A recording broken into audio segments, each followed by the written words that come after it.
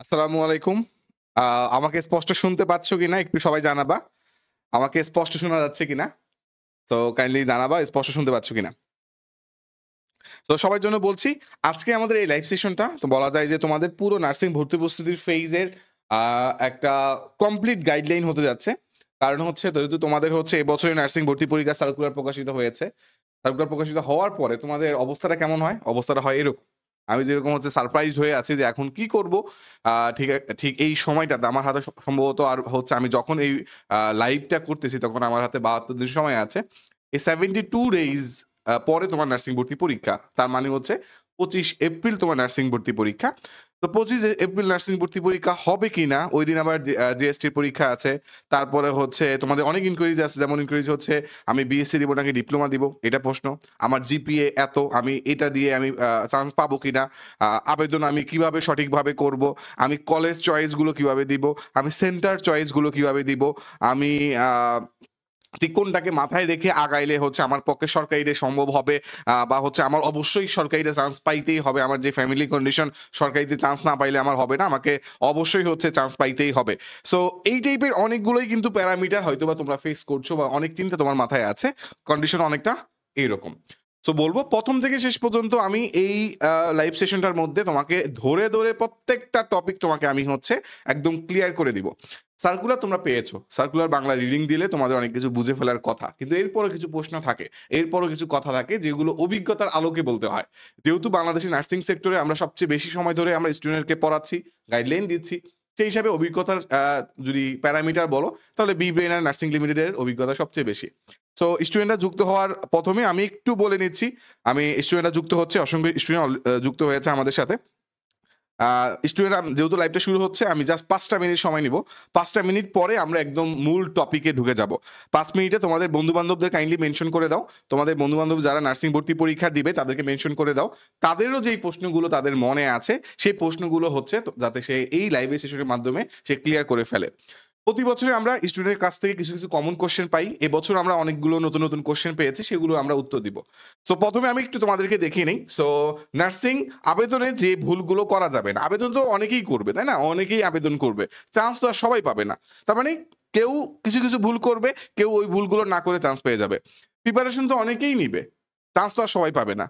Preparation কেউ সঠিকভাবে নিবে, কেউ ভুলভাবে নিবে। তো আমি যেহেতু আবেদনের জিনিসগুলো আজকে আমি বলে দিব, সেই হিসেবে একটু প্রিপারেশন এর ব্যাপারটা নিয়ে আমি ৫ মিনিটের মধ্যে তোমাদেরকে বলে দিচ্ছি। এরপরে হচ্ছে আমি আবেদনের বিষয়গুলোতে চলে যাব। ১ম এ সবচেয়ে বড় যে বিষয়টা তোমরা ফেস করো, বিশেষ করে যারা এসএসসি ইন্টার পাস করেছো, ইন্টার পাস করার পরে তোমার হাতে আ দেখা যায় যে অনেকগুলো অপশন থাকে। তুমি হয় মেডিকেলে যাবা অথবা বিশ্ববিদ্যালয়ে যাবা অথবা তুমি নার্সিং এ যাবা। সো বর্তমানে বাংলাদেশের প্রেক্ষিতে আমরা যখন সারা বাংলাদেশে হচ্ছে আ নার্সিং এ নিয়ে আমরা কাজ করা শুরু করি, তখনই দেখা যায় নার্সিং এ আবেদনকারীর সংখ্যা অনেকটা বেড়েছে। সো এক্ষেত্রে বলব বি-ব্রেইনার অনেক বড় একটা ভূমিকা পালন করেছে পুরো নার্সিং সেক্টরটাকে পপুলারাইজ করার জন্য। তোমাদের শাহিন ভাইয়ের ছবি দেখতে পাচ্ছ যে আমাদের বি-ব্রেইনারে বাংলার বস তোমরা ভাইয়ার ক্লাস করেছো। সো এইটার আমরা উত্তর দিব। কোনটা ভালো? বিএসসি ভালো নাকি আ আম তোমার ডিপ্লোমা ভালো নাকি মিডওয়াইফারি ভালো? কোনটা আরো আসলে ভালো? সো এইটার আমরা উত্তর দিব। এই ফাঁকে তোমরা বন্ধু-বান্ধবদের মেনশন করে দাও। সেকেন্ডলি একটা বিষয়, আমাদের কিন্তু ফার্স্ট টাইমার এই যে কোর্সটা, এই কোর্সে এখন ভর্তি হওয়া যাবে না। জাস্ট তাও আমি দেখাই নিচ্ছি। এই কোর্সে আমাদের ভর্তি বন্ধ। এই কোর্সে তুমি এখন ভর্তি হইতে পারবা না। এইটা মূলত এসএসসি পরীক্ষার পর দিয়েই কিন্তু এই কোর্সে আমাদের ভর্তি শুরু হয়েছিল। সেখানে আমরা ১০ টা বই দিয়েছি। ১০ টা বইয়ের সাথে শুরু করে প্রতিদিন ক্লাস, রেগুলার আমাদের এক্সাম, রেগুলার আমাদের ডাউট সলভ, আমাদের অ্যাপের মধ্যে সবকিছু ওয়েল অর্গানাইজড ভাবে স্টুডেন্টরা ৫ থেকে ৬ মাস ধরে প্রিপারেশন নিচ্ছে। আমাদের এই আ বি-ব্রেইনার ফার্স্ট টাইমার ফুল কোর্সের মাধ্যমে। এখানে এখন ভর্তি হওয়া যাবে না। মানে ভর্তি বন্ধ। এখানে আমাদের একদম মানে ভর্তি একদম ক্লোজড। তাও কেন দেখাচ্ছি? এটুক জানানোর জন্য যে আমরা স্টুডেন্টদের নিয়ে কত দীর্ঘ সময় ধরে কাজ করছি। এখন প্রশ্ন হচ্ছে ভাইয়া আমি তো আপনাদের এত আগে পাই নাই। আমি এখন কি করব? তো এই কোর্সে ভর্তি বন্ধ হইলেও তোমার জন্য আরেকটা জায়গা ওপেন আছে। Exam batch all in one. এই এক্সাম ব্যাচটা তোমাদের জন্য ওপেন আছে। এক্সাম ব্যাচের সুবিধা কি? সময় আছে ৭২ দিন বা হচ্ছে ধরো হচ্ছে তুমি এই যে এই ভিডিওটা যখন দেখছো হাতে সময় আছে হয়তোবা ২ মাস। এই 2 মাসে তুমি কিভাবে পড়ে তুমি চান্স পাইতে পারো, সরকারি নার্সিং চান্স পাইতে পারো। এটার জন্য তোমার যেটা দরকার, প্রতিদিন তোমাকে প্র্যাকটিস করতে হবে, প্রতিদিন তোমাকে পড়তে হবে, প্রতিদিন তোমাকে স্ট্যান্ডার্ড প্রশ্নে নিজেকে একদম শানিত করতে হবে। গুরুত্বপূর্ণ জিনিসগুলো তোমাকে গুছাইয়ে দিতে হবে, ডেইলি তোমার পড়াটাকে গুছাইয়ে দিতে হবে। এরকমভাবে যদি কনসিস্টেন্সি বা ধারাবাহিকতা মেনটেন করো, ইনশাআল্লাহ তুমি চান্স পেয়ে যাবা। প্রতি বছর আমাদের full course sure success course first year batch থেকে প্রচুর সংখ্যক শিক্ষার্থী সরকারি নার্সিংয়ে চান্স পায়। তারই ধারাবাহিকতায় শেষ সময় আমাদের এই এক্সাম ব্যাচটা চলে আসে। এখন এই এক্সাম ব্যাচের মধ্যে আমাদের সবকিছু হয় আমাদের বি ব্রেন আর অ্যান্ড্রয়েড অ্যাপের মধ্যে, A to Z সবকিছু সেখানে হয়। এখন মানে এক্সাম ব্যাচ ছাড়া অনেকে জিজ্ঞেস করো, ভাই আমি আপনাদের বই নিতে চাই। আমাদের বই বলতে এই যে আমাদের তো দেখতে পাচ্ছ যে বি ব্রেনারের এরকম 10টা বই, কিন্তু এখন 10টা বই হচ্ছে তোমার লাগবে না, সময় আছে 72 দিন, এবং 10টা বই, এই এতগুলো বই তোমার এই কি বলে শেষ 2 মাসে শেষ করা একটু কঠিন হয়ে যাবে। এটার জন্য যেটা করব, এই 10টা বই থেকে 2টা বই তোমাদের জন্য একদম মোস্ট ইম্পর্টেন্ট ভাবে আমি বের করে দিচ্ছি। একদম মোস্ট ইম্পর্টেন্ট আমি 2টা বই একটু খুঁজে বের করে দিচ্ছি, যে 2টা বই তোমার এখন শেষ সময় লাগবেই। একটা বই পেয়েছি, আরেকটা বই আমি একটু নিচ্ছি, দাঁড়াও। এইগুলো তোমার এই শেষ সময় যদি তুমি একটু পড়তে পারো, তাহলে তোমার মোটামুটি হয়ে যাচ্ছে। এর বাইরে তোমার আর মোটামুটি আর কিচ্ছু লাগবে না। নাম্বার 1 সেটা হচ্ছে তোমার এই প্রশ্ন ব্যাংকটা।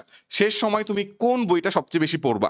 1 প্রশ্ন ব্যাংক, 2 এই প্রশ্ন ব্যাংকে যে প্রশ্নগুলো থাকে সেগুলো প্র্যাকটিস করার পরও এক্সট্রা আরো প্র্যাকটিস প্রয়োজন হয়, যেটা হচ্ছে মডেল টেস্ট বইয়ের মধ্যে। সো এটার মধ্যে খুব সুন্দর করে দেওয়া আছে, এবং এগুলো বাসায় বসে একদম নার্সিং ভর্তি পরীক্ষার অফলাইনের ফিলিং নিয়ে আমাদের ওএমআর শিটে বাসায় বসে প্র্যাকটিস করবা। আমাদের অ্যাপের মধ্যে সেই কোশ্চেনগুলো থাকে। সো সেটার জন্য আমাদের এই এক্সাম ব্যাচ তোমার হচ্ছে খুব সুন্দর করে থাকতেছে। কিন্তু এক্সাম ব্যাচের পরে যেটা আছে সেটা হচ্ছে আমাদের সিউ সাকসেস কোর্স। এই কোর্সে ভর্তি হলে তুমি হচ্ছে আমাদের এই 3টা বই, হ্যাঁ, এই যে একটা হচ্ছে আমাদের প্রশ্ন ব্যাংক, একটা মডেল টেস্ট আর একটা ওএমআর, এই 3টা বই কিন্তু একদম বাসায় ফ্রি হোম ডেলিভারি পেয়ে যাবা। সো দ্যাটস ইট মোটামুটি। এখন মজার বিষয় হচ্ছে এই সিউ সাকসেস কোর্সে ভর্তি হলে তোমার এই যে আগের এক্সাম ব্যাচটা দেখছো, এটা ফ্রি। মানে এই কোর্সের আমাদের যে 2000 টাকার ফি, এই 2000 টাকার এক্সাম ব্যাচটা এই সিউ সাকসেস কোর্সে ভর্তি হলে এক্সাম ব্যাচও তুমি ফ্রি পেয়ে যাবা, বইগুলোও তুমি একদম বাসায় হোম ডেলিভারি পেয়ে যাবা। 5 মিনিট কমপ্লিট। এবার চলে আসো আমাদের মূল আলোচনায়। মূল আলোচনায় চলে আসো। তোমরা কি জানো এবার কয়টা জায়গায় সারা বাংলাদেশে ভর্তি পরীক্ষা হবে? এবার সারা বাংলাদেশে ভর্তি পরীক্ষা হবে 22টা জায়গায়। 22 জায়গায় ভর্তি পরীক্ষা হবে। এখানে কিন্তু বলি না যে 22টা নার্সিং কলেজে ভর্তি পরীক্ষা, 22টা জায়গায় ভর্তি পরীক্ষা হবে। এখন ডেফিনেটলি যেহেতু নার্সিং ভর্তি পরীক্ষা নার্সিং কলেজগুলোতে হওয়ার কথাই বেশি, তাই না? সো যেহেতু নার্সিং ভর্তি পরীক্ষা সারা বাংলাদেশে 22টা জায়গায় ভর্তি পরীক্ষা হবে, তুমি কোনটা জায়গায় পিক করে নিবা? কোন জায়গায় তুমি ভর্তি পরীক্ষা দিবা? ঢাকা নার্সিং এ গিয়ে ভর্তি পরীক্ষা দিবা? না, ঢাকা নার্সিং এ গিয়ে তোমাকে ভর্তি পরীক্ষা দিতে হবে না। তোমাকে ভর্তি পরীক্ষা দিতে হবে যেটা তোমার বাড়ির বাড়ি থেকে সবচেয়ে কাছে। যে কারণ এই সেন্টারটা শুধু ভর্তি পরীক্ষা দেওয়া পর্যন্তই। তুমি কোথায় পড়বা, কোথায় চান্স পাবা সেটা পরের হিসাব, সেটা আমরা পরে আলোচনা করতেছি। এখন মেইন আলোচনার বিষয় তুমি কোথায় ভর্তি পরীক্ষাটা দিবা, কোন জায়গায় বসে তুমি ওই 100টা এমসিকিউ দাগাবা, যেটা তোমার বাড়ির একদম কাছে। এখন তোমার বাড়ির কাছে কি কি আছে? তোমার বাড়ির কাছে কি কি আছে সিম্পলি একটু, কে কোন জায়গা থেকে আসো তাহলে আমি সেটাও একটু দেখে নেই। কে কোন জায়গা থেকে আসো একটু আমি একটু দেখে নেই। প্রথমে দেখতে পাচ্ছি আমার ঢাকার মধ্যে ঢাকা নার্সিং কলেজে গিয়ে তুমি ভর্তি পরীক্ষা দিতে পারবা। যদি তোমার বাসা ঢাকার কাছে হয় তাহলে তুমি ঢাকা নার্সিং কলেজে গিয়ে ভর্তি পরীক্ষা দিতে পারবা, অথবা তোমার কলেজ অফ নার্সিং শেরেবাংলা নগরে, মানে শেরেবাংলা নগরে যে নার্সিং কলেজটা আছে বা তোমার হচ্ছে আগারগাতে, ওই জায়গাতে গিয়ে তুমি নার্সিং ভর্তি পরীক্ষা দিতে পারবা। ঢাকার মধ্যে আমি এই 2টা পেলাম, আরেকটা পেলাম মিটফোর্ড নার্সিং কলেজে ভর্তি পরীক্ষা গিয়ে দিতে পারবা। এখন তুমি কি মিটফোর্ডে গিয়ে ভর্তি পরীক্ষা দিবা মানে কি তুমি মিটফোর্ডে চান্স পেয়ে যাবা? না, এমনটা না। তুমি মিটফোর্ডে ভর্তি পরীক্ষা দিয়ে নাম্বার কম পাইলা, তুমি হয়তো বা একদম পেছনের দিকে কোনো একটা নার্সিং কলেজও পাইতে পারো। সো এখানে কোথায় পরীক্ষা দিচ্ছ তার উপরে কোন জায়গায় চান্স পাবা সেটা নির্ভর করে না। সহজ এবং ক্লিয়ার কাট কথা, এটা নিয়ে অনেকের কনফিউশন থাকে। ধরো একটা স্টুডেন্টের বাড়ি হচ্ছে ফেনীতে। এখন ফেনীতে কিন্তু কোনো নার্সিং কলেজ আমি দেখতে পাচ্ছি না। হ্যাঁ, এই 22টা জায়গার মধ্যে ফেনীর নাম নাই, তবে এই 22টা জায়গার এখানে নোয়াখালী আছে।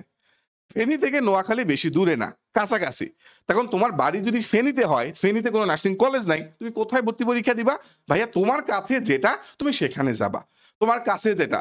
এই যে 22টা লিস্টের মধ্যে আমি দেখতে পাচ্ছি যে আমার নোয়াখালী আছে। ফেনী থেকে নোয়াখালী খুব সহজে যাওয়া যায়। পরীক্ষার আগে তোমার দৌড়াদৌড়ি করতে হবে না, ওই নির্দিষ্ট দূরত্ব খুব দ্রুতই চলে আসা যায়। তোমরা তো এটা সবাই জানো, পরীক্ষার হলে যেদিন ভর্তি পরীক্ষা হয় মিনিমাম 2 ঘন্টা আগে পরীক্ষার কেন্দ্রে আশেপাশে থাকতে হয়, 1 ঘন্টা আগে পরীক্ষার একদম বিল্ডিং এর কাছে চলে যেতে হয়। এগুলো তো তোমরা বেসিক জিনিস জানো, এগুলো নিয়ে আমি আর কথা বলবো না। তোমার বাড়ির আশেপাশে, মানে তোমার বাড়ির আশেপাশে যেই নার্সিং প্রতিষ্ঠান বা কলেজগুলো আছে, 22টা জায়গা আছে, এই 22টা জায়গা যেটা তোমার কাছে হবে ওইখানে তুমি তোমার ভর্তি পরীক্ষাটা দিবা। চান্স পাওয়াটা পরের হিসাব। প্রথম হিসাব, হোয়াট ইজ সেন্টার? এই জায়গায় বসে তুমি এক্সাম দিবা। দ্বিতীয় কোশ্চেন, নিজ এলাকার কাছে যে সেন্টার আছে সেটা তুমি সিলেক্ট করবা। কেমনে সিলেক্ট করবা এটা আমি পরে বুঝাই দিচ্ছি।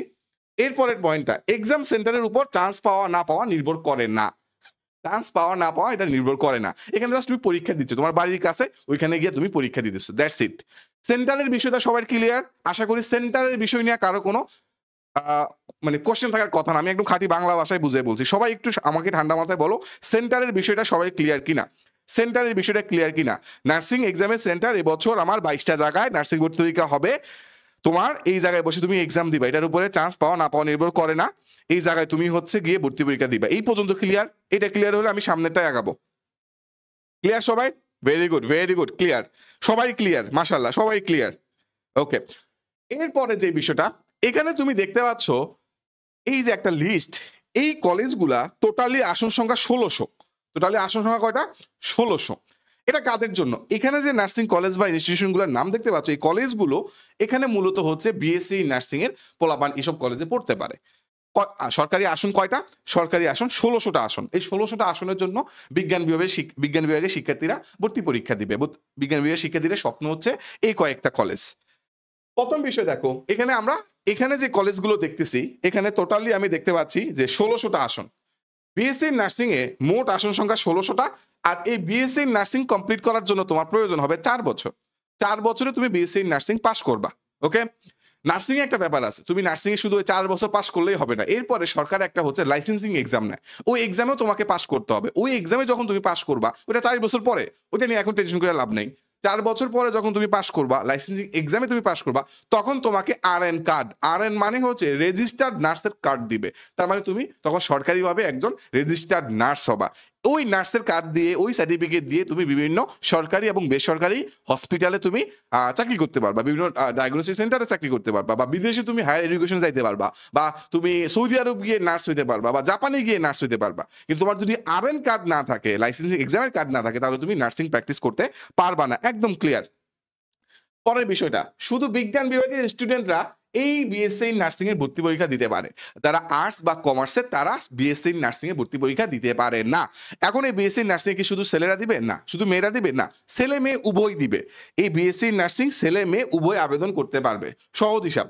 পরেরতে আসো, এই বিএসসি নার্সিং এর এই যে ডিগ্রিটা, 4 বছরের ডিগ্রিটা, তুমি যদি ঢাকা ইউনিভার্সিটিতে ধরো হচ্ছে ইংরেজি নিয়ে পড়ো, ওইখানে তোমাকে 4 বছরের মধ্যে পড়াশোনা করা লাগতেছে। সো এটা একটা অনার্স। বিশ্ববিদ্যালয় থেকে যে ডিগ্রিটা দিচ্ছে আন্ডার গ্রাজুয়েট, ওটা হচ্ছে অনার্স। এই বিএসসি নার্সিংটাও ওই বিশ্ববিদ্যালয় অনার্সের সমমান। মানে ও করতেছে বিশ্ববিদ্যালয় থেকে, তুমি করতেছো নার্সিং কলেজ থেকে, কিন্তু দুইটার মানে সমান। তুমি একজন graduate, nursing graduate. Nursing graduate মানে কি? 4 বছর তুমি কমপ্লিট করছো। সহজ হিসাব, তোমার এই বিএসসি নার্সিংটা বিশ্ববিদ্যালয়ের অনার্সের সমমান। এটা নিয়ে অনেকে কনফিউশন থাকে যে ভাইয়া আমার বন্ধু তো ঢাকা ইউনিভার্সিটি থেকে হচ্ছে এই বিষয়ে অনার্স করতেছে, আমি তো বিএসসি নার্সিং করতেছি, আমি কি ওর সমান কিনা? হ্যাঁ, তুমি ওর সমান। তুমি 4 বছর কোর্স করতেছো, তারপরে আবার ইন্টার্নি করতেছো, আবার লাইসেন্সিং এক্সাম দিতেছো। বাবা, ক্ষেত্র বিশেষে দেখা যায় তুমি তার চেয়ে বেশি পরিশ্রম করতেছো। ডেফিনেটলি সমান। সো এটা নিয়ে অনেকের কোশ্চেন থাকে। এটা বিশ্ববিদ্যালয় অনার্সের সমমান। ক্লিয়ার? এরপরে আসো, টার্গেট সবসময় ঢাকা বা পুরাতন নার্সিং কলেজগুলোতে থাকবে। এখন প্রশ্ন হচ্ছে, টার্গেট সবসময় ঢাকা, বুঝলাম ভাইয়া, ঢাকা অনেক মানে কি বলে, অনেক বড় শহর, এখানে পড়লে অনেক ভালো হবে, অনেক ভালো ভালো টিচার পাবো, অনেক ভালো ভালো মানে কি বলে, খুবই দক্ষ আমার বন্ধু বান্ধব পাবো, ক্যারিয়ারের অনেক সুবিধা হবে। কিন্তু প্রশ্ন হলো ভাইয়া, পুরাতন নার্সিং কলেজগুলো কেন রাখবো? রাইট? পুরাতন নার্সিং কলেজ কি? এটা আবার কি জিনিস? তাই না? যদি বুঝলো যে ঢাকার মধ্যে যেটা ঢাকা নার্সিং কলেজ দেখতে পাচ্ছি, তাই না, এগুলো আমি দেখতে পাচ্ছি ঢাকা নার্সিং কলেজ থেকে শুরু করে যেগুলো ঢাকার মধ্যে আছে, এগুলো আসলেই যেমন কলেজ অফ নার্সিং শেরেবাংলা নগর, এটা ঢাকার মধ্যে আছে। ঢাকা নার্সিং কলেজ ঢাকার মধ্যে আছে, বুঝলাম, এগুলো খুবই ভালো ঢাকার মধ্যে যেহেতু আছে। কিন্তু ভাইয়া এই পুরাতন নার্সিং কলেজ মানে কি? পুরাতন নার্সিং কলেজ মানে যে নার্সিং কলেজটা স্থাপিত হয়েছে কত আগে, যে নার্সিং কলেজ যত আগে স্থাপিত হয়েছে, সেই নার্সিং কলেজে তোমার শিক্ষকদের ওভারঅল দেখা যায় যে তারা অনেক সিনিয়র শিক্ষক পাওয়া যায়। তো সেখানে দেখা যায় আসন সংখ্যা তুলনামূলক বেশি, তার মানে সেখানে সুযোগ সুবিধা একটু বেশি হওয়ার কথা। তারপরে সেখানে হচ্ছে অনেক কিছু ওয়েল অর্গানাইজ থাকে। একটা নতুন নার্সিং কলেজ হয়েছে, সেটার চেয়েও যে নার্সিং কলেজটা অনেক আগে স্থাপিত হয়েছে, সেটার তোমার প্রতি নজর রাখা তোমার বেশি উচিত হবে। তুমি ঢাকার মধ্যে নার্সিং কলেজে চান্স পাইলে না, টেনশনের কিছু নাই। তুমি পুরাতন নার্সিং কলেজ যেগুলো, সেগুলোতে তোমার টার্গেটে রাখো। এর মাঝখানে তারপরে কোনটা? প্রথমে ঢাকার মধ্যে নার্সিং কলেজগুলো তোমার টার্গেটে রাখতে হবে। এরপরে পুরাতন নার্সিং কলেজ যেগুলো সেগুলো তোমার টার্গেটে রাখতে হবে। সেগুলোর পরে তুমি রাখবা নিজের নার্সিং কলেজে, মানে নিজের জেলার আশেপাশে যেগুলো আছে সেগুলো। ৩ টা প্যারামিটার। নাম্বার 1 প্রথমে টার্গেট রাখবা ঢাকার মধ্যে যেগুলো, এখানে থাকার ট্রাই করবা। এখানে ঠিক তারাই চান্স পায় যারা সবচেয়ে বেশি নাম্বার ভর্তি পরীক্ষায় পায়। এরপরে চলে আসে পুরাতন নার্সিং কলেজগুলা। তার মানে মানে ঢাকা নার্সিং কলেজে চান্স পাওয়ার পরে বা শেরেবাংলা নগর নার্সিং কলেজে চান্স পাওয়ার পরে, মিটফোর্ডে চান্স পাওয়ার পরে বাকি যেগুলো থাকে দেখা যায় সেগুলো হচ্ছে একটু যেগুলো পুরাতন, যেমন চট্টগ্রাম নার্সিং কলেজ বা Rajshahi nursing college, Mymensingh nursing college. এই কলেজগুলোও কিন্তু অনেক প্রেস্টিজিয়াস, এগুলো এখানে পড়েও অনেক ভালো করে। বিব্রেনা থেকে প্রচুর সংখ্যক শিক্ষার্থী এই প্রতি বছর এই বিভিন্ন নার্সিং কলেজে যাচ্ছে। সবাই যে একদম ঢাকা নার্সিং কলেজে পড়বে এটা তো সম্ভব না, আসন সংখ্যা তো এত নাই, সরকারেও তো একটা লিমিটেশন থাকে। তা বাকি নার্সিং কলেজগুলোতে পড়বে না? অবশ্যই পড়বে। কোনগুলো তুমি সিলেক্ট করবা? যেগুলো একটু আগে স্থাপিত হয়েছে সেগুলো তোমার পছন্দের তালিকা আগে রাখবা। এরপরে তুমি এখান থেকে যদি সেগুলো তোমার কপালে না জুটে, টেনশনের কিছু নাই। নিজের জেলার আশেপাশে যে নার্সিং কলেজগুলো আছে সেগুলো, এখানে যে লিস্টটা আছে না সুন্দর করে কোনটা কোন জায়গায়, পাবনা, দিনাজপুর, বান্দরবান, লালমনিরহাট, গাজীপুর, মানিকগঞ্জ, দিনাজপুর, বরিশাল, সিলেট, রংপুর, ময়মনসিংহ, চট্টগ্রাম, টাঙ্গাইল, সিরাজগঞ্জ, বগুড়া, গোপালগঞ্জ, কিশোরগঞ্জ, ফরিদপুর, নাম তো শুনতেই পাইলে, আমি তো সবগুলোর নাম বললাম। এবার দেখো তোমার এখন হচ্ছে কোনটা তোমার জেলার কাছে, কোনটা তোমার বাসার কাছে, ওইটাও তুমি সিলেকশনে রাখো। কিন্তু নাম্বার 1 প্রথমে ঢাকার মধ্যে কিনা, নাম্বার 2 পুরাতন নার্সিং কলেজ কিনা, নাম্বার 3 তোমার জেলা থেকে কাছে কিনা। খুব দ্রুত আমি তোমাদেরকে ব্যাপারটা বুঝাইয়া দিছি। এইটা মোটামুটি ক্লিয়ার কিনা, এইটা মোটামুটি ক্লিয়ার কিনা একটু আমাকে সুন্দর করে বুঝাও। এইটা তোমার সুন্দর করে ক্লিয়ার হয়েছে কিনা? Clear? Very good, very good, মাশাআল্লাহ, তোমরা খুব দ্রুত বুঝতে পারো, খুব দ্রুত বুঝতে পারো। আচ্ছা, ও যেটা বললাম, নিজ লিস্টে অবশ্যই নিজ এলাকার একটা কলেজ তুমি রাখার ট্রাই করবা। ঠিক আছে, এটা আমি নিচে দিয়ে লিখে রাখছি, এটা অলরেডি আমি বলে ফেলছি। এবার চলে আসো যারা হচ্ছে ডিপ্লোমা দিবা তাদের জন্য। হ্যাঁ, এখন ডিপ্লোমাটা নরমালি, এই যে ডিপ্লোমাটা, এই ডিপ্লোমাটা নরমালি হচ্ছে ৩ বছরের কোর্স। আসন সংখ্যা এই বছর যেটা আপডেটেড অনুযায়ী ২৮৫৫। সরকারি আসন সংখ্যা কয়টা? ২৮৫৫টা সরকারি আসন। এই কোর্সটা কমপ্লিট করতে তোমার ৩ বছর সময় লাগবে। কয় বছর? ৩ বছর সময় লাগবে। এরপরে তুমি ৬ মাসের ইন্টার্নি করলা, এরপরে তুমি লাইসেন্সিং এক্সাম দিলা। এখানেও তোমার লাইসেন্সিং এক্সাম দিতে হবে এই ডিপ্লোমাদের জন্য। ৩ বছরের কোর্স। এখন এই যে ৩ বছরের কোর্স, এই ডিপ্লোমা ঠিক কারা করবে? আমি তো বললাম না, ভিডিও শেষে বা এই লাইভের শেষে আমি এমন একটা জিনিস দেখাই দিব, তাহলে তুমি খুব সহজে সিদ্ধান্ত নিতে পারবা তোমার ডিপ্লোমা করা উচিত নাকি তোমার বিএসসি করা উচিত। ভিডিও লাস্টে আমি সেটা সুন্দর করে দেখাই দিব। তার আগে এই ব্যাপারগুলো তোমার ক্লিয়ার থাকা প্রয়োজন। সো এই ডিপ্লোমা ইন নার্সিং করলে সবচেয়ে বড় যে সুবিধা সেটা হচ্ছে আর্লি জব হয়, মানে তাড়াতাড়ি জব হয়। তোমার এক বন্ধু যে বিএসসি দিচ্ছে সে 4 বছর ধরে পড়বে, তারপরে ইন্টার্নি করবে, তারপর লাইসেন্সিং দিবে, তারপরে সে চাকরি পাবে। তুমি ৩ বছর পড়লা, তার মানে ওর চেয়ে ১ বছর তুমি আগানো, ১ বছর আগে তুমি চাকরি পাবা। সো এই জন্য যাদের ফিনান্সিয়াল সমস্যা বেশি থাকে তাদের জন্য নরমালি আমি বলি ডিপ্লোমাটা ইজ গুড চয়েস, কারণ এখানে আর্লি জব পাওয়া যায়, মানে তুমি ১ বছর আগেই চাকরি পাওয়ার একটা রাস্তা খুলে রাখতেছো। রাইট? এইটুকু মোটামুটি ক্লিয়ার? এটা তো ক্লিয়ার যে তুমি একটা আর্লি জব পাইতেছো। এবার আসো, এই ডিপ্লোমা ইন নার্সিং এ কারা আবেদন করতে পারে? ডিপ্লোমা ইন নার্সিং এ তোমার সকল বিভাগের স্টুডেন্ট, মানে সায়েন্সের পোলাপান, আর্টসের পোলাপান, কমার্সের পোলাপান সবাই করতে পারে। ইভেন এখানে ছেলে মেয়ে উভয় করতে পারে। এমন একটা জায়গা আছে সেখানে শুধু মেয়েরা করতে পারে, তোমরা জানো সেটার নাম মিডওয়াইফারি। সো ডিপ্লোমার আবার 2টা ভাগ, একটা হচ্ছে diploma in nursing and midwifery, এটা একটা, আর শুধু মিডওয়াইফারি একটা। তো diploma in nursing science and midwifery, এখানে তোমার ২৮৫৫টা সিট, ৩ বছরের কোর্স, ৬ মাসের ইন্টার্নি, এরপরে তোমার লাইসেন্সিং এক্সাম, তারপরে তুমি আরএন কার্ড পাবা, এরপরে তুমি আর্লি জব পাওয়া যাবা। তোমার যে বন্ধুটা বিএসসি নার্সিং হবে তার চেয়েও ১ বছর আগে তুমি মোটামুটি চাকরিতে ঢুকে যেতে পারবা। That's very important. এরপরে চলে আসতো বিশ্ববিদ্যালয়ে অনার্স সমমান হতে ২ বছরের একটা পোস্ট বেসিক কোর্স করতে হবে। প্রশ্ন হচ্ছে যারা আমাদের বিএসসি নার্সিং করছে ওরা কিন্তু 4 বছর কমপ্লিট করলে তোমার বিশ্ববিদ্যালয়ে যে ডিগ্রি দেয় অনার্স, ওইটা সমান হয়ে যাচ্ছে। তুমি যদি ডিপ্লোমা দাও তুমি কিন্তু ওই 3 বছর করে ওই বিশ্ববিদ্যালয়ের ডিগ্রি সমান হইতে পারতেছো না, তোমার এখানে একটু গ্যাপ আছে। ওই গ্যাপটা পূরণ করতে হলে ১ বছর আরেকটা এক্সট্রা বেশি মানে কি বলে যে তোমার সময় দিতে হবে। এটাকে বলা হয় পোস্ট বেসিক।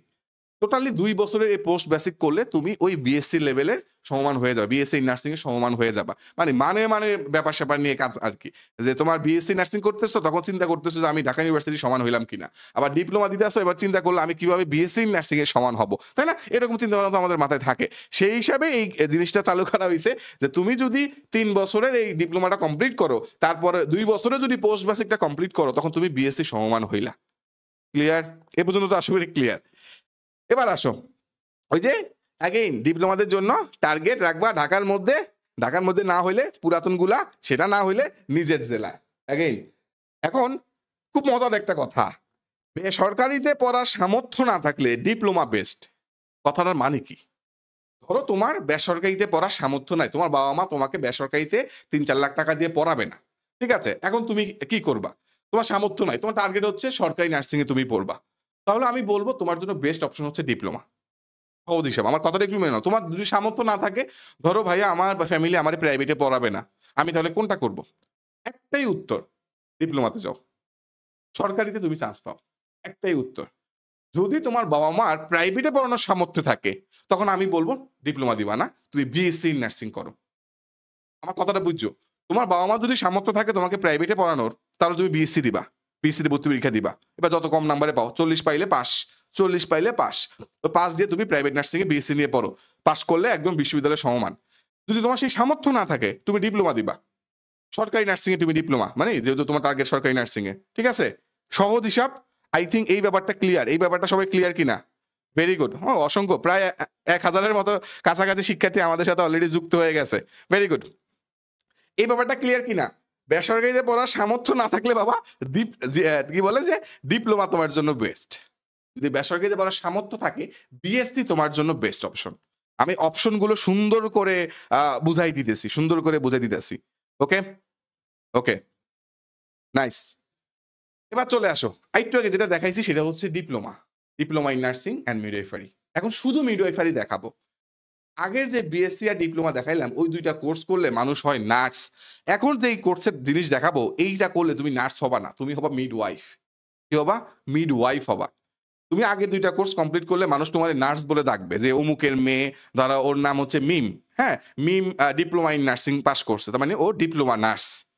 এখন মিম যদি ধরো মিমের বান্ধবী হচ্ছে সকিনা, সকিনা ধরো ডিপ্লোমা মিডওয়াইফারি পাস করলো। তখন ওরে নার্স বলবে না, ওরে বলবে মিডওয়াইফ। ৩ বছর ধরে এই কোর্সটা।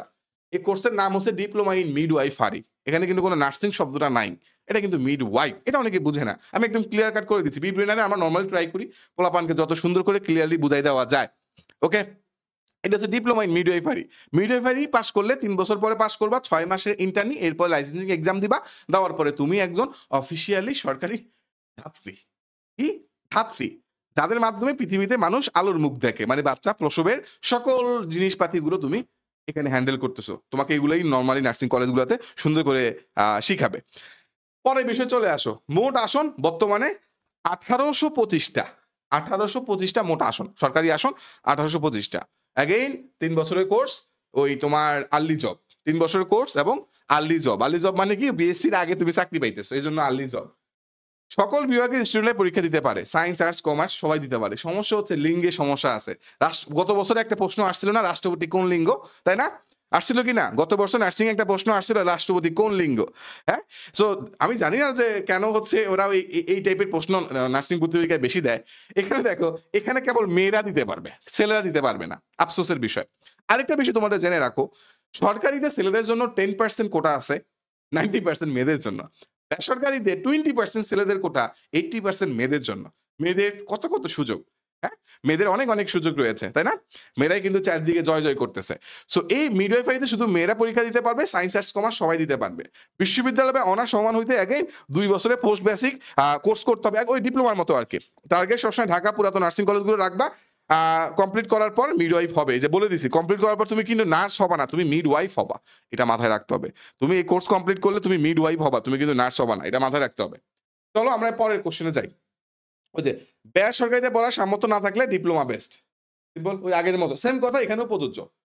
এবার চলে আসো ভাই, আবেদন করব কেমনে? তো এই যে ওয়েবসাইটটা, এটা হচ্ছে নরমালি টেলিটকের ওয়েবসাইট। কার ওয়েবসাইট? টেলিটক। বাংলাদেশের সরকারি যেই মোবাইল অপারেটর টেলিটক, তাদের ওয়েবসাইট। হ্যাঁ? এই ওয়েবসাইট দিয়ে নরমালি বাংলাদেশের যত সরকারি আবেদন আছে সবগুলো এটা দিয়েই করতে হয়। এখন এই ওয়েবসাইটটা তুমি কেমনে করবা আমি একটু পরে বলবো। দোকানে গিয়ে করবা, না বিভিন্ন কোচিং সেন্টারের কাছে গিয়ে তুমি ফর্ম পূরণ করবা, না নিজে করবা, আমি একটু পরে সবগুলো আলোচনা করে দিতেছি। ব্যাপারটা বুঝতে পারছো? সব আলোচনা করে দিতেছি, মনোযোগ দিয়ে শুনতে থাকো। এইটা আমাদের হচ্ছে সেই টেলিটকের আমাদের পেজ, যেখানে গিয়ে তুমি আবেদন করবা। আমি যখন লাইভটা করতেছি তখন কিন্তু এই লিঙ্কটা এখনো খুলে নাই, এই লিঙ্কটা এখনো ওপেন করে নাই। এই লিঙ্কটা ওপেন করবে কবে? 13 ফেব্রুয়ারি দুপুর 12টার দিকে ওপেন করবে। মানে আগামীকালকে দুপুর 12টার দিকে লিঙ্ক ওপেন করবে। তখন আমরা বিব্রেইনার থেকে সুন্দর করে ভিডিও দিয়ে ওই কোন ঘরে কি লিখবা, বাংলায় লিখবা, হিন্দিতে লিখবা না আরবিতে লিখবা, এটা আমরা দেখাই দিব। টেনশনের কিছু নেই, বিব্রেইনারে আমরা সব দেখাই দিব। জাস্ট বিব্রেইনারে আমাদের ফেসবুক গ্রুপে নজর রাখো, আমাদের পেজে নজর রাখো, আমরা সব দেখাই দিব। সবচেয়ে গুরুত্বপূর্ণ, বিব্রেইনারে ইউটিউব চ্যানেলে নজর রাখো, ওইখানে সকল ভিডিও সুন্দর করে গুছানো থাকে। তো এই ওয়েবসাইটের মাধ্যমে তুমি সবকিছু হচ্ছে গুছানো পাবা। এখন প্রশ্ন হচ্ছে ভাইয়া আমি অনলাইনে ভয় পাই। অনলাইনে আমার ভরসা নাই। আমি অফলাইনে আবেদন করব। না, অফলাইনে আবেদন করা যায় না। তোমার অনলাইনেই তোমার আবেদন করতে হবে। এজন্য একটা প্রশ্নবোধক চিহ্ন। অনলাইনে আবেদন? হ্যাঁ, তোমাকে অনলাইনে আবেদন করতে হবে। নাহলে এই যে প্রায় ১ লক্ষ স্টুডেন্ট আবেদন করবে। সবাই যদি তোমার ওই বিএনএমসি তে গিয়া সরাসরি গিয়া যদি বলে, "এই আমি আবেদন করব, নেন আমার আবেদন নেন।" পুরা মারামারি লেগে যাবে। সো ওরা মারামারি চায় না। ওরা কি করে? ওরা বলে যে, "ভাই তুমি ওয়েবসাইটে আসো। ওয়েবসাইটে তোমার তথ্য দাও, ছবি দাও, তোমার সিগনেচার দাও, টাকা দাও, আবেদন কমপ্লিট।" সহজ হিসাব। আবেদনটা হবে আমার অনলাইনে। যাইতে হবে যে ওয়েবসাইটে খুব সুন্দর করে জানো, এটা বলার কিছু নাই। সুন্দর করে লিংক জানো। BNMC Bangladesh nursing and midwifery council, সংক্ষেপে BNMC Bangladesh nursing and midwifery council, টেলিডক.com.বিডি সরকারি ওয়েবসাইট। এই ওয়েবসাইটে তুমি যাবা। যাওয়ার পরে তুমি একটা নিজে সুন্দর একটা ছবি তুলবা। ছবি নিয়ে অনেকের কনফিউশন থাকে। আল্লাহ তোমার সুন্দর একটা চেহারা দিছে, রাইট? সুন্দর চেহারা দিছে, এখন তুমি সরকারিভাবে একটা আবেদন করতে যাচ্ছ। সরকারি আবেদন করতে হলে সরকারি প্রোটোকল মানা লাগে। সরকারি প্রোটোকল মানতে হবে। এখানে বলা হইছে তোমার ছবিটা হইতে হবে রঙিন। মানে কালারফুল না। আজ থেকে ১০ বছর আগে তুলছো এরকম ছবি হইলে চলবে না। ছোটকালে তোমার ধরো হচ্ছে তুমি যখন বাচ্চা ছিলা, হ্যাঁ? তখন তোমাকে ধরো হচ্ছে হাফ প্যান্ট পরায়া বাবা-মা তোমার ছবি তুলছে বা আত্মীয়স্বজন ছবি তুলছে। ওই বাচ্চাকালের ছবি দিলে কিন্তু চলবে না। একদম রিসেন্ট সময় তুমি সুন্দর একটা ছবি তুলবা, রঙিন, কালারফুল। ঠিক আছে? তুমি তোমার কোন একটা স্টুডিওতে গিয়ে তুলতে পারো। স্টুডিওতে টাকা খরচ যদি হয় তুমি তাহলে তোমার মোবাইলে সুন্দর একটা ছবি তুলতে পারো। একটা বিষয় তোমার খেয়াল রাখতে হবে। সিকিউরিটি পারপাসে এটা একদম সার্কুলার উল্লেখ না থাকলেও সিকিউরিটি পারপাসে তোমার যখন ছবিটা তুলবা তখন কান, আল্লাহ যে কান দিছে, এই কান, এই যেখানে তুমি হচ্ছে এই গয়না পরো, এই কান, হ্যাঁ? কান। তুমি যখন ছবি তুলবা তোমার বোরকাটা বা তোমার হিজাবটা কানের পেছন দিয়ে দিবা। কানটা যাতে হেজাব দিয়ে ঢাকা না থাকে। তুমি বোরকা পরলে এই পেছন দিয়ে দিবা। মানে পেছন দিয়ে কানটা যাতে একদম সুন্দর খরগোশের কানের মতো দেখা যায়। এইটা সার্কুলারে উল্লেখ না থাকলেও ইটস ভেরি, ভেরি ইম্পোর্টেন্ট। কারণ তুমি যখন আপলোড করবা অনেকের আবেদন এইজন্য বাতিল হয়ে যায় যদি সে কান না দেখায়া দেয়। যদিও সার্কুলারে এটা স্পষ্ট করে উল্লেখ নাই, বাট এর আগে বিভিন্ন বছরে যারা কান ঢেকে একদম নেকআপ পরে, মুখ ঢেকে, কান ঢেকে যে আমি পর্দা করি, আমি চেহারা দেখাবো না। তুমি একটা রাষ্ট্রীয় প্রোটোকলে রাষ্ট্রীয় একটা প্রোগ্রাম ভর্তি পরীক্ষা দেওয়ার জন্য আসছো। তুমি এখানে মানে কান ঢেকে রাখবা এবং ওরা তোমাকে অ্যালাউ করবে, এটা মানা যায় না। সুন্দর করে এমন আমার কাছে তো এখন বোরকা নাই। বোরকা থাকলে আমি পরে দেখাইতে পারতাম। যে পেছন কানটা যাতে দেখা যায়। তার মানে এমন একটা ছবি তুলবা যেই ছবিতে সুন্দর করে কান দেখা যায় এবং ছবিটা হবে রঙিন। এখন তোমার ছবির পেছনে কি এমন হবে যে ধরো তোমার বাড়ি ব্রাহ্মণবাড়িয়া, তোমার পেছনে মারামারি করতেছে, ব্যাকগ্রাউন্ডে মারামারির ছবি লাগাই দিবা? না। তোমার ছবির পেছনে ব্যাকগ্রাউন্ডে হবে সলিড কালার। ভাইয়া সলিড কালার কি? ধরো হচ্ছে ব্যাকগ্রাউন্ডে সাদা একটা সলিড কালার। সাদা একটা সলিড কালার। সলিড মানে ওইটা ছাড়া আর কিচ্ছু নাই। তোমার ব্যাকগ্রাউন্ড হবে সাদা। তোমার ব্যাকগ্রাউন্ড হবে সাদা অথবা গ্রে কালার। ঠিক আছে? লাল, নীল, হলুদ বাতি জ্বালায়ও না। সাদা অথবা গ্রে কালার। গ্রে মানে বাংলায় বলে ধূসর। সাদা অথবা ধূসর এটা তোমার ব্যাকগ্রাউন্ড কালার। সামনে রঙিন, রঙিন চেহারা। হ্যাঁ? এমন জামা পরবা না যে হচ্ছে একদম ডিজে ড্রেস পরবা না। নরমাল ফরমাল ড্রেস পরলেই হচ্ছে। ফরমাল একটা ড্রেস পরবা। ছেলেদের ক্ষেত্রে বলছি যে অবশ্যই হচ্ছে তোমার একটু সুন্দর ছবি দেওয়ার ট্রাই কইরো। ঠিক আছে? অনেক ছেলেরা দেখা যায় যে একদম মেয়েদের মতো বাবরি রাখে। বাবরি রাখলে এখন ও ছেলে না মেয়ে এইটা বোঝা যায় না।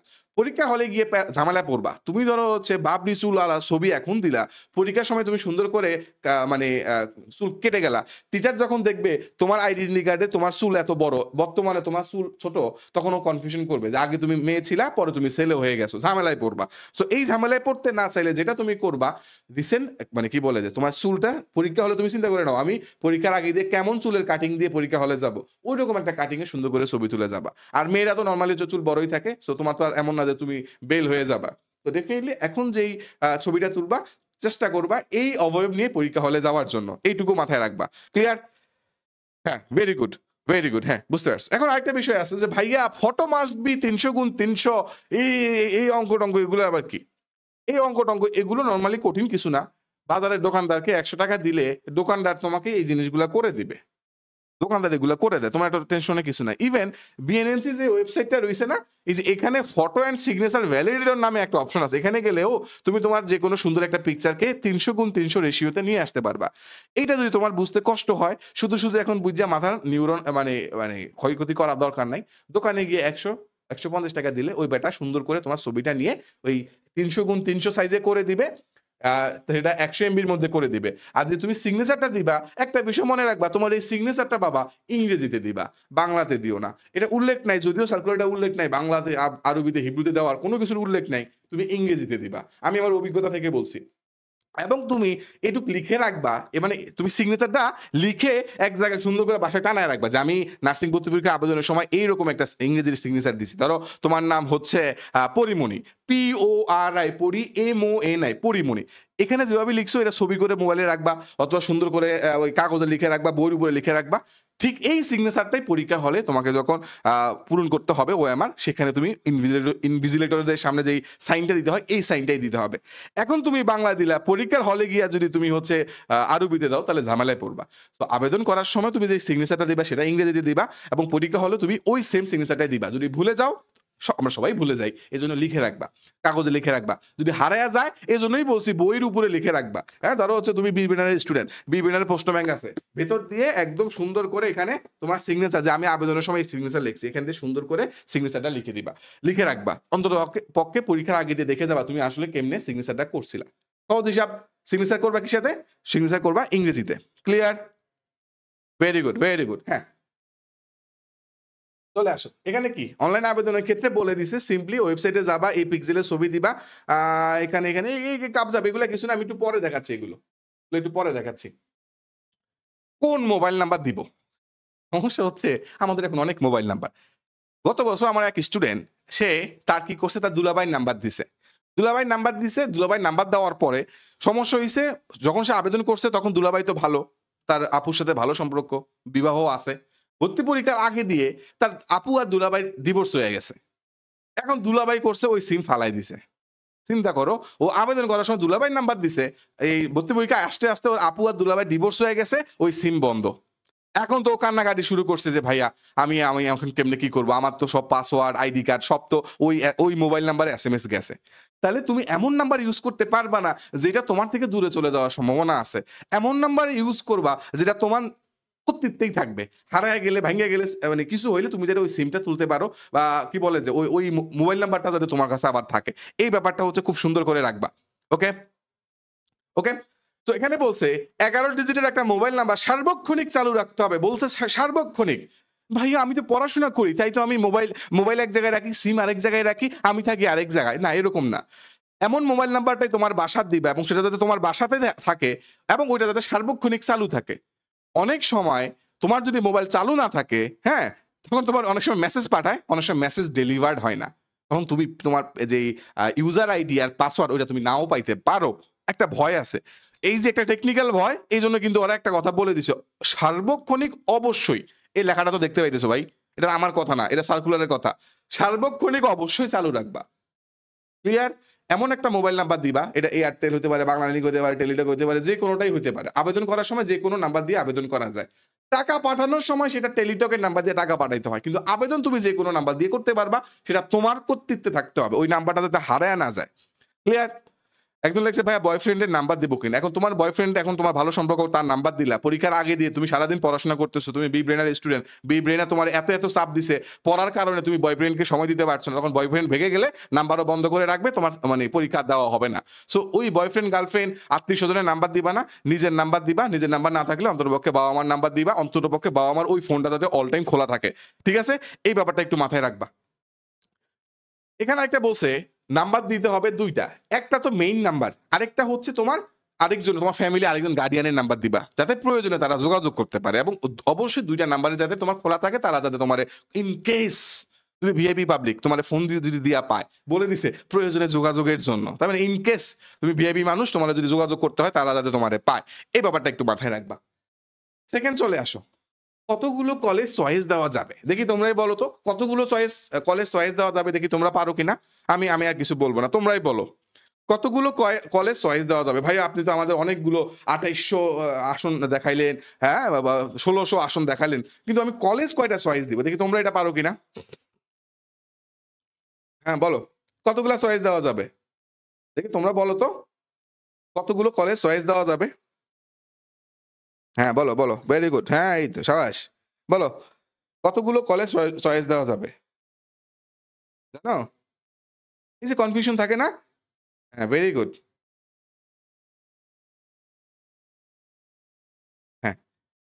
কলেজ সর্বোচ্চ সবগুলা। এখানে একটা কথা আছে, এই কথাটা বাংলা বুঝে না পোলাপান। অধিক সংখ্যক প্রতিষ্ঠান পছন্দের ক্রমে রাখা সমীচীন, এতে ভর্তির সুযোগ বেড়ে যায়। ওরা তো তোমার টিপস দিয়েই দিছে। তুমি এই লাইনটা বাংলা করলে এটা যদি আমি তর্জমা করি, তার মানে তুমি সবগুলা সিলেক্ট করতে পারবা। কোন রিস্ক নেওয়ার দরকার নাই ভাই। ১ম এর দিকে তুমি ঢাকা নার্সিং কলেজ, তারপরে মিটফোর্ড দিলা, তুমি শেরেবাংলা নগর নার্সিং দিলা, ঢাকার মধ্যে ৩ টা দিলা। এরপরে তুমি Chattogram nursing college, Mymensingh nursing college বা যেগুলো একদম পুরাতন সেগুলা দিলা। Rangpur nursing college, Dinajpur nursing college, পুরাতন গিলা দিলা। তারপরে তুমি তোমার নিজের এলাকাটা দিলা। হিসাবটা বুঝছো? কারণ জেলা কোটা উঠাইয়া দিছে। আগে যে নিজের জেলাটা দিবা সে আর লাভ নাই। গত বছর জেলা কোটা উঠাইয়া দিছে। বৈষম্যহীন বাংলাদেশ, জেলা কোটার কোনো এখানে জায়গা নাই। তো সুন্দর করে কলেজ চয়েস সবগুলাই দিবা। ১ম এ ঢাকার গুলা রাখবা। তারপরে হচ্ছে তোমার কি বলে? পুরাতন গুলা রাখবা। তারপর নিজের জেলাটা রাখবা। এখন এটা আমার মতামত। তোমার যদি মন চায়, না ভাই আমি আপনার কথা শুনবো না, আমি আমার নিজের জেলাটাই দিব। দাও, কোনো সমস্যা নাই। এই মানে কি বলে, এই কলেজ চয়েসের উপর ডিপেন্ড করে তোমার চান্স মিস হবে বা হবে, এইটার যুগ শেষ। এটা আগে হইতো, যখন জেলা কোটা ছিল তখন কলেজ চয়েস কেমনে দিছো সেটার উপরে চান্স পাওয়া না পাওয়া অনেক কিছু নির্ভর করতো। এখন এগুলো করে না, কারণ যে তুমি নাম্বার বেশি পাবা, চান্স এমনিই পাবা। বাকিটুকু ওরা অটোমেটেড সিস্টেমে করে নেবে। তোমার এই চয়েস দেওয়ার উপরে কিছু নির্ভর করে না। তবে যদি তুমি কম চয়েস দাও, ধরো হচ্ছে চয়েস দিতে পারবা সবগুলা, তুমি দিলা ৩টা অথবা ৪টা। তো ৪টা চান্স পাওয়ার জন্য যে নাম্বার লাগে, মানে ৪ নাম্বারটায় চান্স পাওয়ার জন্য যে নাম্বার লাগে, সেটা যদি তুমি না পাও, তুমি কিন্তু চান্সে মিস করবা। দেখা যাবে তোমার চেয়ে কম নাম্বার পাইয়া সব কলেজ চয়েস দেওয়ার কারণে অন্যরা চান্স পাইয়া গেছে, তুমি চান্স পাও নাই। এই ব্যাপারটা কি বুঝতে পারছো ভাইয়া? তার মানে আমার দিতে হবে সবগুলা। হ্যাঁ, আমার দিতে হবে সবগুলা। Very good. হ্যাঁ ভাইয়া, মুক্তিযোদ্ধা কোটাটি আছে।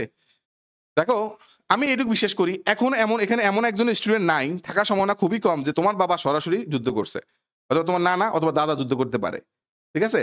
সো মুক্তিযুদ্ধের কোটাটা উঠাই দেওয়ার প্রশ্ন আসে না। ঠিক আছে? কারণ তুমি এখন দেখো, বৈষম্যবিরোধী ছাত্র আন্দোলন যারা করছে, তাদের মধ্যে যারা আহত হইছে, আহতদের কিন্তু এক্সট্রা একটা বিভিন্ন সুযোগ সুবিধা দেওয়া হচ্ছে। তেমনি ভাবে যাদের কারণে ১৯৭১ সালে আমরা দেশ পাইছি, তাদেরকে যদি তাদের সন্তানদেরকে আমরা সুযোগ সুবিধা না দিই, তাহলে কিন্তু এটা বেইমানি হবে। এখন তাদের নাতিপুতিকে দিচ্ছি কি দিচ্ছি না, সেটা আলোচনা সাপেক্ষ ব্যাপার। কিন্তু তাদের সন্তানদেরকে সরাসরি দেওয়াটা একদম হচ্ছে লজিক্যাল। তো আমার মনে হয় না এখানে তুমি, তোমার বাবা সরাসরি মুক্তিযুদ্ধে অংশগ্রহণ করেছে এবং লেজিট ভাবে সে একজন মুক্তিযোদ্ধা, হ্যাঁ, এবং তুমি তার সন্তান, এরকম তুমি আসো। বেশিরভাগ ক্ষেত্রে হয়তো তোমার দাদার নানা অথবা নানার ভাই অথবা ওই তোমার হচ্ছে অন্য আত্মীয় স্বজন হয়তো মুক্তিযোদ্ধা থাকতে পারে। বাট তাও যদি তুমি কেউ সৌভাগ্যবান হয়ে থাকো যে তোমার এরকম আত্মীয় স্বজন আছে এবং মুক্তিযুদ্ধের সকল সার্টিফিকেট তোমার আছে, সকল কাগজপত্র আছে, কোনো ভুয়া মুক্তিযোদ্ধা না, তাহলে তুমি মুক্তিযোদ্ধার আবেদনের সময় ফ্রিডম ফাইটার FF ওই অপশনটা সিলেক্ট করবা। খুবই কম সংখ্যক আসন, ওখানে স্পেসিফিক ভাবে আগে উল্লেখ থাকতো, এখন এবার দেখলাম ঝামেলা লেগে মানে উল্লেখ করে নাই। আছে, মুক্তিযোদ্ধা কোটাটা আছে, তবে সেটা খুবই অল্প পরিমাণ। ওটা নিয়ে তুমি টেনশন করি না, ওটার কারণে তোমার চান্স মিস হবে না। তুমি যদি মুক্তিযোদ্ধাদের ভাত মারতে চাও, মুক্তিযোদ্ধাদের সন্তানের ভাত মারতে চাও, শুধু নিজে টেনশন কইরা তোমার পালপিটেশন বাড়বে। তার চেয়ে বাবা, যে সময় মুক্তিযোদ্ধা কোটার কথা তুমি চিন্তা করবা, ওই সময় তুমি নিজে একটু ভালো করে পড়ো, নাম্বার বেশি পেয়ে তুমি এমনি চান্স পেয়ে যাবা। একটু মনটা বড় করে ওই তাদের জন্য একটু সাইডা দাও, দেশপ্রেম দেখাও, সহজ হিসাব। আমার কথাটা কি বুঝতে পারছো? সো মুক্তিযোদ্ধাদের মানে কোটা পাবে, এটার কারণে কষ্ট পাওয়ার কিছু নাই। হ্যাঁ, ভেরি গুড, ভেরি গুড। এই তো বুঝতে পারছো। হ্যাঁ, গুড। এই যে আমাদের বিভিন্ন সকল স্টুডেন্ট কত সুন্দর সহজে বুঝতে পারে। তো এখানে খুব সুন্দর বলা আছে, 32টি প্রতিষ্ঠান নির্বাচনের জন্য চয়েস অপশন পূরণ করতে হবে। BSc nursing course, diploma nursing, midwifery nursing course ফর্মে আবেদনে বাম পাশে এক পাশে অনেকগুলা কলেজের নাম থাকবে। টিং টিং টিং ক্লিক করবা, সেটা ডান পাশে চলে যাবে। টিং টিং টিং ক্লিক করবা, ডান পাশে চলে যাবে। যতগুলা ক্লিক করবা সবগুলোই তুমি ক্লিক করবা, সবগুলো ওই সাইডে চলে যাবে। ওই সবগুলোই তোমার নাম্বারের ভিত্তিতে তোমাকে চান্স দেওয়ার ট্রাই করবে এবং পুরো ব্যাপারটা অটোমেটিক ঘটবে, তোমার টেনশন নেওয়ার কিচ্ছু নাই। ক্লিয়ার? Very good. হ্যাঁ, চলে আসো। মান বন্টন কি চেঞ্জ হয়েছে? জানো এবার মান বন্টন কি চেঞ্জ হয়েছে? বলো তো, মান বন্টন চেঞ্জ হয়েছে কিনা বলো? মান বন্টন কি চেঞ্জ হয়েছে? নার্সিং এ এবছর কি মান বন্টন চেঞ্জ হয়েছে কিনা? বলেছে ওর দাদা নাকি মুক্তিযুদ্ধ ছিল। ঠিক আছে, যদি সে সত্যি আসলে মুক্তিযোদ্ধা থাকে, আমার পক্ষ থেকে স্যালুট। কিন্তু এখনকার যুগে মানে এমন মুক্তিযোদ্ধা বাইর হয় যে মুক্তিযুদ্ধের সময় তার বয়স ছিল ৩ বছর। ৩ বছরের একটা বাচ্চা একটা রাইফেল নিয়ে পাক হানাদার বাহিনীর বিরুদ্ধে গেছে। ওর তো নিজের রাইফেলের অবস্থা টাইট, ও কি রাইফেল নিয়ে যাবে? তো ৩ বছরের বাচ্চা, যার বয়স ধরো মুক্তিযুদ্ধের সময় ৩ বছর ছিল, সে কি আসলে কি মুক্তিযুদ্ধ করছে? তার মানে কি ভুয়া মুক্তিযোদ্ধা? সো যেমন আসল মুক্তিযোদ্ধাদের আমরা সম্মান করি, তেমনি ভুয়া মুক্তিযোদ্ধাকে আমরা আসলে আমরা মানে ঘৃণা করি আরকি যে তারা আল্টিমেটলি আমাদের একটা আবেগের জায়গা নিয়ে তারা খেলতেছে। ঠিক আছে? ৩ বছরের একটা বাচ্চা মুক্তিযুদ্ধের সময় সে কোন অস্ত্র নিয়ে যুদ্ধে নামবে? সম্ভব না তো, তাই না? Very good. হ্যাঁ, চেঞ্জ হইছে। খেয়াল করো, বিএসসি নার্সিং এ বিজ্ঞানে আগে ছিল ৩০, এখন নাম্বারটা হয়ে গেছে ৪০। কিন্তু এখানে দেখো জীববিজ্ঞান, পদার্থ, রসায়ন সাবজেক্ট ৩ টা, নাম্বার ৪০। তাহলে কোনটায় নাম্বার বেশি বাড়াইছে? দেখি বলো তো? এখানে কিন্তু বলে দেয় নাই কোনটার জন্য। সাবজেক্ট ৩ টা, নাম্বার ৩০ থাকলে ১০ ধরে নিতাম। কিন্তু এখানে নাম্বার ৪০, সাবজেক্ট ৩, ৩ দিয়ে ৪০ টা যদি আমি ৩ দিয়ে ভাগ দেই, সবার কপালে কিন্তু ১০ কইরা পড়ে না। হ্যাঁ? তার মানে আমার কোনো একটা সাবজেক্টে বেশি প্রশ্ন আসার সম্ভাবনা আছে। তাহলে একটু বলো তো বাবারা, কোন সাবজেক্টে বেশি প্রশ্ন আসতে পারে? কমন সেন্স কি বলে তোমাদের? তোমাদের কমন সেন্স কি বলে? বলো।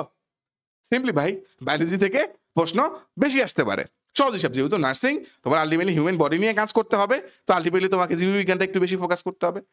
তুমি পড়া তো সেমই। তুমি আগে যেমনি পড়তেছো এখনো সেমনিই পড়বা। কোনো প্যারা নাই। এখানে একটা পরিবর্তন আসছে। সাধারণ জ্ঞানে ১০। এখন সাধারণ জ্ঞানে ১০ মার্ক তুমি কি পড়া কমাইয়া দিবা? কমানোর কোনো সুযোগ নাই। পড়া যেমনে চলতেছে অমনিই চলবে। ওরা শুধু নাম্বার একটু তোমার হচ্ছে ওই জীববিজ্ঞানের ওই ফিজিক্স, কেমিস্ট্রি, বায়োলজিতে বাড়ায় দিছে, সাধারণ জ্ঞানে কমাইছে। সাধারণ জ্ঞানের পড়া কমাইলে কিন্তু ১০ মার্কের মধ্যে তুমি ধরা খাইতে পারো। তো এখন পন্ডিতি করে ওদের মানবন্টন দেখে এই ফাঁদে পড়লে ধরা খাইতে পারো। তুমি এখন এক্সট্রা একটু কষ্ট করে জীববিজ্ঞানে, রসায়নে একটু এক্সট্রা সময় দাও। এই সময়টা দিলে এটা তোমার কাজে লাগবে। হয়তোবা তুমি একটু আলসেমি করতা, হ্যাঁ ১০ মার্কের জন্য কি পড়বো না পড়বো, এই আলসেমিটা আর করা যাবে না। এখন থেকে এদের সাবধান। এজন্য আমরা বিব্রেনারে কিন্তু আমরা extra biology class, extra chemistry class, extra physics class দিব। যেহেতু নাম্বার বাড়াইছে। এটা আমাদের টেনশন আছে। আমাদের এত হাজার পোলাপানের আমরা পড়াই। সো আমাদের মাথায় এটা আছে যে ওদেরকে এক্সট্রা ক্লাস দিব। ব্যাপারটা বুঝতে পারছো? শিউ সাকসেস কোর্সে অলরেডি আমরা শাইন শো আমরা প্ল্যান করে ফেলছি যে আমরা এক্সট্রা ক্লাস দিব। Very good. হ্যাঁ। এটা তো গেল তোমার বিএসসি তে। ডিপ্লোমাতে সাধারণ বিজ্ঞানে তোমার এখানে দেখো, এখানে নাম্বার বাড়াইয়া দিছে। সাধারণ জ্ঞানেও এখানে এগেইন তোমার হচ্ছে আমার নাম্বারে আমি রিডাকশন দেখতে পাচ্ছি। সো এই সাধারণ বিজ্ঞানে ৩০ হয়ে গেছে। বুঝতে পারছো? সাধারণ বিজ্ঞান অনেক গুরুত্বপূর্ণ। সাধারণ বিজ্ঞানের জন্য তোমরা জানো, আমরা সাধারণ বিজ্ঞানের জন্য দাগানো বই দিচ্ছি না। একদম স্পেসিফাই দাগানো বইয়ের মধ্যে আমি আবার সব সুন্দর করে লিখে দিচ্ছি। এক্সট্রা কোন টপিক পড়তে হবে, ইএনটি এক্সাম নাইট টপিক, পরীক্ষার আগের রাতে কোন ছকগুলা পড়ে যাবা, কোন ছকগুলো আগে পড়বা, কোন ছকগুলো পরীক্ষার আগে পড়বা, এক্সট্রা কোন তথ্য লাগবে, হ্যাঁ? কোন জিনিসগুলো তোমার নার্সিং এ এবার আসার সম্ভাবনা অনেক বেশি। ওইখান থেকে তুমি 100% ইনশাআল্লাহ কমন পেয়ে যাবা। 19 এ যেই তোমার তোমার হচ্ছে সাধারণ বিজ্ঞান বইটা আছে, ওই বইটাই তোমার মেইন বই হিসেবে তুমি ধরবা। এরপরে যদি তোমার এনার্জি থাকে, তোমার শরীরে যদি তেল থাকে, তাহলে তুমি 9-10 এর জীববিজ্ঞান বইটা, কেমিস্ট্রি বইটা, ফিজিক্স বইটা পড়তে পারো। এজন্য সাধারণ বিজ্ঞানের বইটাকে আমরা ৩ টা ভাগে ভাগ করি। একটা জীববিজ্ঞান অংশ, একটা কেমিস্ট্রি অংশ, একটা ফিজিক্স অংশ। সবচেয়ে বেশি জোর থাকে তোমার ওই জীববিজ্ঞান অংশের মধ্যে। খাদ্য পুষ্টিতে তোমার সবচেয়ে বেশি জোর থাকে। রোগ প্রতিরোধ ক্ষমতাতে সবচেয়ে বেশি জোর থাকে। তোমার মানব দেহের উপরে সবচেয়ে বেশি জোর থাকে। এগুলোর পরে চলে আসে রসায়নের মধ্যে তোমার অম্ল ক্ষারকের জোর থাকে। তারপরে হচ্ছে জীববিজ্ঞানের আরেকটা গুরুত্বপূর্ণ অধ্যায়, সেটা হচ্ছে ব্লাড বা হার্টের উপরে অনেক বেশি প্রশ্ন হয়। তারপরে হচ্ছে মানবদেহের কঙ্কাল তন্ত্র, সেখান থেকে অনেক বেশি প্রশ্ন হয়। এই ব্যাপারগুলো কিন্তু অনেক গুরুত্বপূর্ণ। সো এগুলোর জন্য আমরা যেটা করছি, আমরা তো দাগানো বইটা আমরা এক করে গুরুত্বপূর্ণ অধ্যায়গুলো ক্রমান্বয়ে আমরা দাগানো বইগুলো আমাদের অ্যাপের মধ্যে এক করে গুছাই দিচ্ছি। এরপরে কি করব, গুরুত্বপূর্ণ লাইনগুলো নিয়ে আলাদা করে তোমাদেরকে স্পেশাল সাজেশন পিডিএফ গুলো দিয়ে দিব, যাতে তুমি খুব সহজে মোস্ট ইম্পর্টেন্ট জিনিসগুলো ওই পিডিএফ এর মধ্যে এক করে পেয়ে যাও। মানে স্পেশাল সাধারণ বিজ্ঞানের জন্য এক্সক্লুসিভ পিডিএফ তুমি সাজেশন পাওয়া যাবা। বিব্রেনারে আমরা তোমাকে সেটা গুছাই দিব। সো পড়াশোনা কি করতে হবে, কতটুকু কি করতে হবে, এটা রাইট সময় রাইট জিনিসটাই আমরা তোমাদের জন্য প্রোভাইড করব। We have already done our research, যে আমরা কোন জিনিসটা কখন দিব, কিভাবে দিব, কতটুকু দিলে সেখান থেকে ম্যাক্সিমাম কমন পাবে, এটা আমরা অলরেডি রিসার্চ করে ফেলছি। টেনশনে কিছু নাই, আমরা এই সবই গুছাই দিব। ক্লিয়ার? Very good. এই তো ভেরি গুড। এবার চলে আসো বাবা। ভর্তির সময় কি কাগজপত্র লাগবে? আচ্ছা, এটা অনেক পরের কথা। এটা অনেক পরের কথা। অনেকে এখন জিজ্ঞেস করো, "ভাই আমি আবেদন করতে কি কাগজপত্র লাগবে?" আবেদন করতে এখন যে কাগজপত্র এগুলো ইম্পোর্টেন্ট না। তোমার এই যে কাগজপত্রগুলো, হ্যাঁ, তোমার শিক্ষা বোর্ড হতে প্রাপ্ত এসএসসি সমমান, এইচএসসি সমমান যে মূল যেই বা সাময়িক সনদপত্র সার্টিফিকেট, সেটা তোমার রেডি লাগবে। কখন লাগবে? যখন তুমি চান্স পাবা, তোমার নাম সরকারিভাবে আসবে, হ্যাঁ, চান্স পেয়ে গেছো, তো তুমি ঢাকা নার্সিং এ চান্স পেয়ে গেছো।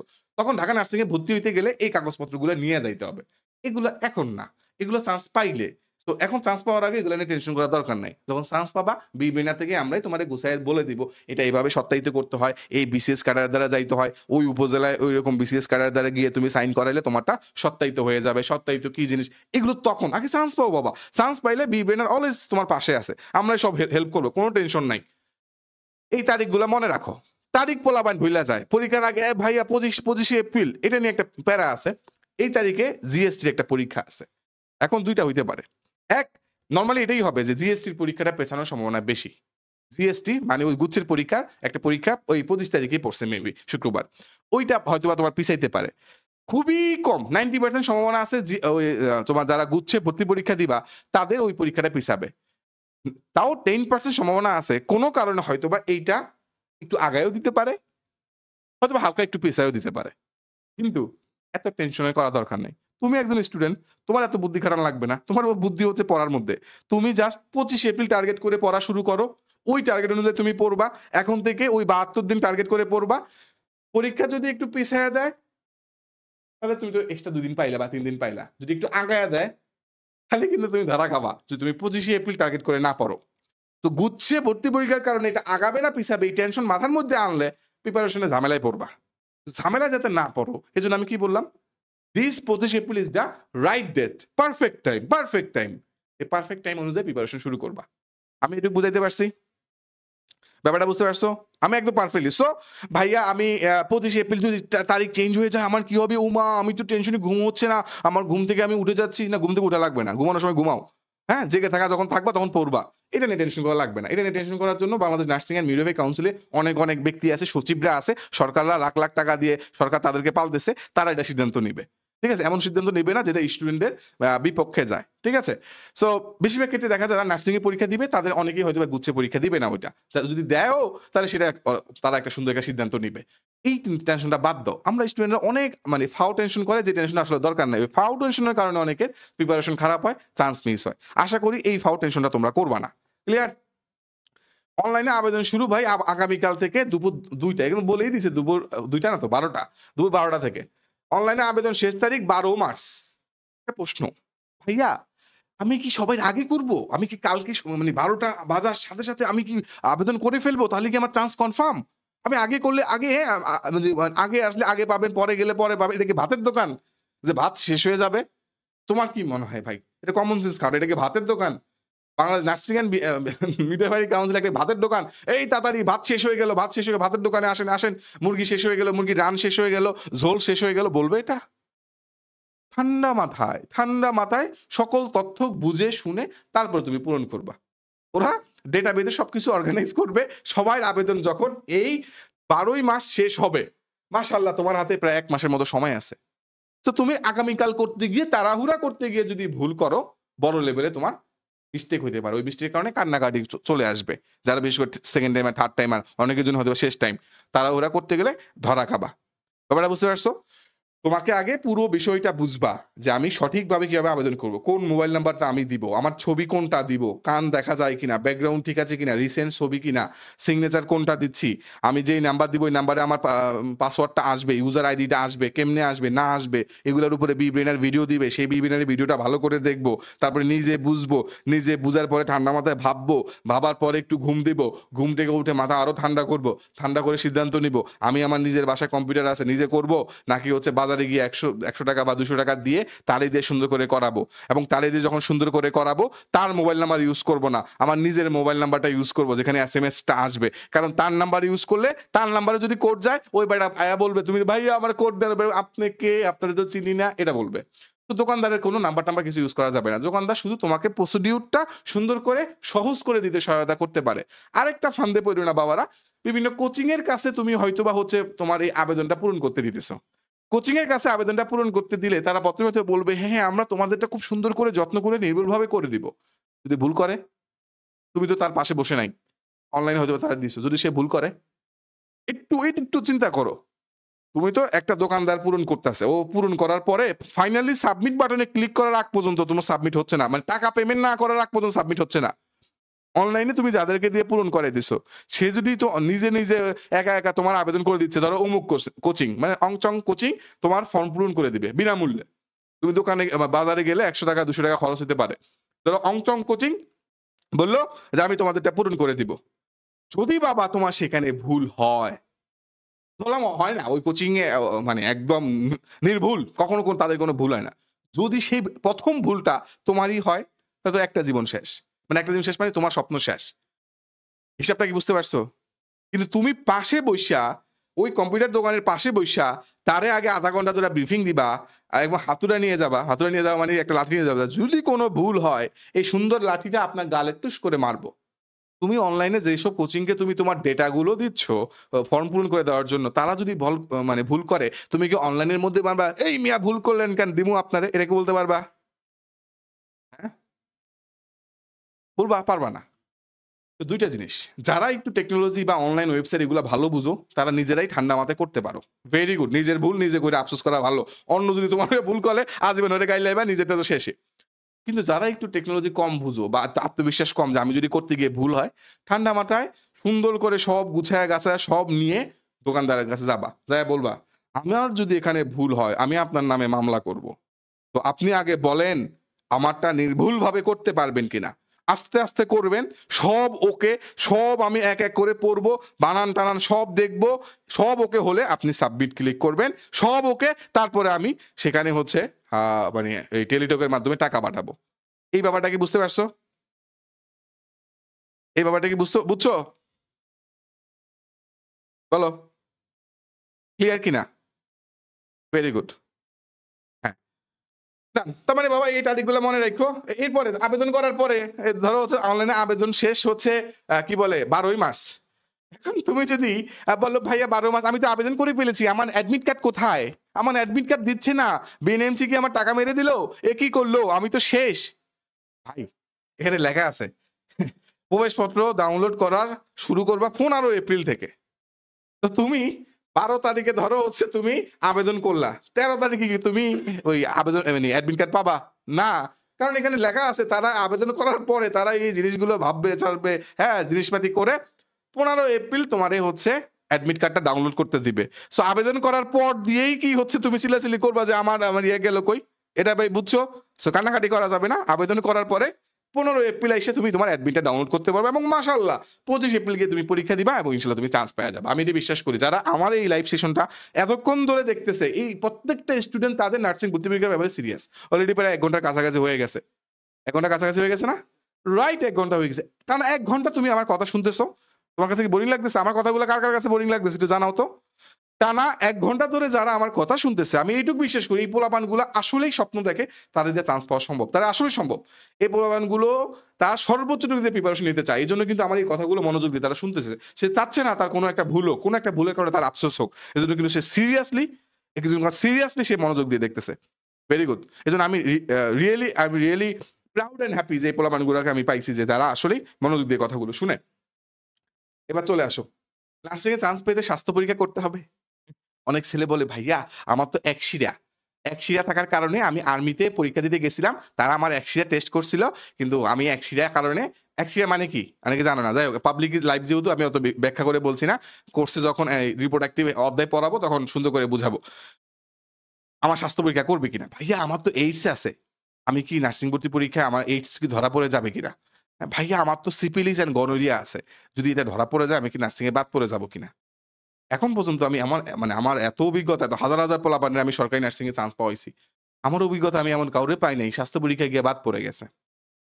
মূলত বাংলাদেশে যে তোমরা যে ভয় পাও যে আমার রক্ত পরীক্ষা করলে এইডস পাবে কিনা? বাংলাদেশে তুমি ভাই তোমার মধ্যে এইডস পাবে কোথা থেকে? হ্যাঁ? এইডস তো আসছে আফ্রিকার রেসাস বানরের ওইখানে ওই বানর থেকে আসছে। তুমি কি বানরের কাছে গেছো নাকি? তোমার এইডস যাবে কোথা থেকে? তোমার সিফিলিস আসবে কোথা থেকে? তোমার গনোরিয়া আসবে কোথা থেকে? তো স্বাস্থ্য পরীক্ষা নিয়ে তোমার এত টেনশন কি? ভাইয়া আমি তো একটু বাঁকিয়ে হাঁটি। কোন সমস্যা নাই। তারা সেটা কম্প্রোমাইজ করবে। প্যারা নাই। একটা বাঁকিয়ে পা বাঁকা কোন একটা নার্স সে যদি ভালো ট্রিটমেন্ট দিতে পারে, রোগীকে ভালো সেবা করতে পারে, we appreciate it. শারীরিক বিকলাঙ্গটা কোনো প্যারা না। স্বাস্থ্য পরীক্ষা এখানে এগুলো ফর্মালিটি করতে হয়, তাই করে। সো এটা করে তোমার চান্স মিস যাবে, চান্স পাওয়ার পর তোমারে বাদ দিয়ে দিবে। এই টেনশন করার কোনো দরকার নাই। আমার সজ্ঞানে আমি এরকম কাউরে দেখি নাই যে যার স্বাস্থ্য পরীক্ষা করে তার এইডস পাইছে তারে বাদ দিয়ে দিছে। আমি এরকম কাউরে পাই নাই। আমার অভিজ্ঞতা যেহেতু পাই নাই, তুমি তোমার অভিজ্ঞতা দিয়ে পাবা কিনা আমি জানি না। আমার অভিজ্ঞতা আমি পাই নাই। ব্যাপারটা বুঝতে পারছো? তো টেনশনের কিছু নাই। হুম, ভেরি গুড, ভেরি গুড। এই তো বুঝতে পারছো মাশাআল্লাহ। বুঝতে পারছো। প্রাথমিকভাবে নির্বাচিত প্রার্থীগণ প্রতিষ্ঠান কর্তৃপক্ষের ব্যবস্থাপনায় স্বাস্থ্য পরীক্ষায় উত্তীর্ণ হলে ভর্তিযোগ্য বলে বিবেচিত হবে। ভাই ওরা রিএজেন্ট এর টাকাই খরচ করতে চাবে না। এই নার্সিং কলেজের মধ্যে এত ১০০ পোলাপান পড়বো, ১০০ পোলাপানের রেখে আবার রিএজেন্ট খরচ করব। রিএজেন্ট খরচ করে ওকে আমি এক্স-রে করাবো, ওকে আমি সিটি স্ক্যান করে দেখব, ওর মাথার মধ্যে টিউমার আছে কিনা। টিউমার আলা কোন স্টুডেন্ট আমি দিব না একটা সিটি স্ক্যান করতে যেই টাকা যায়, নার্সিং কর্তৃপক্ষ সেই টাকা খরচ করবে? তোমার কি মনে হয়?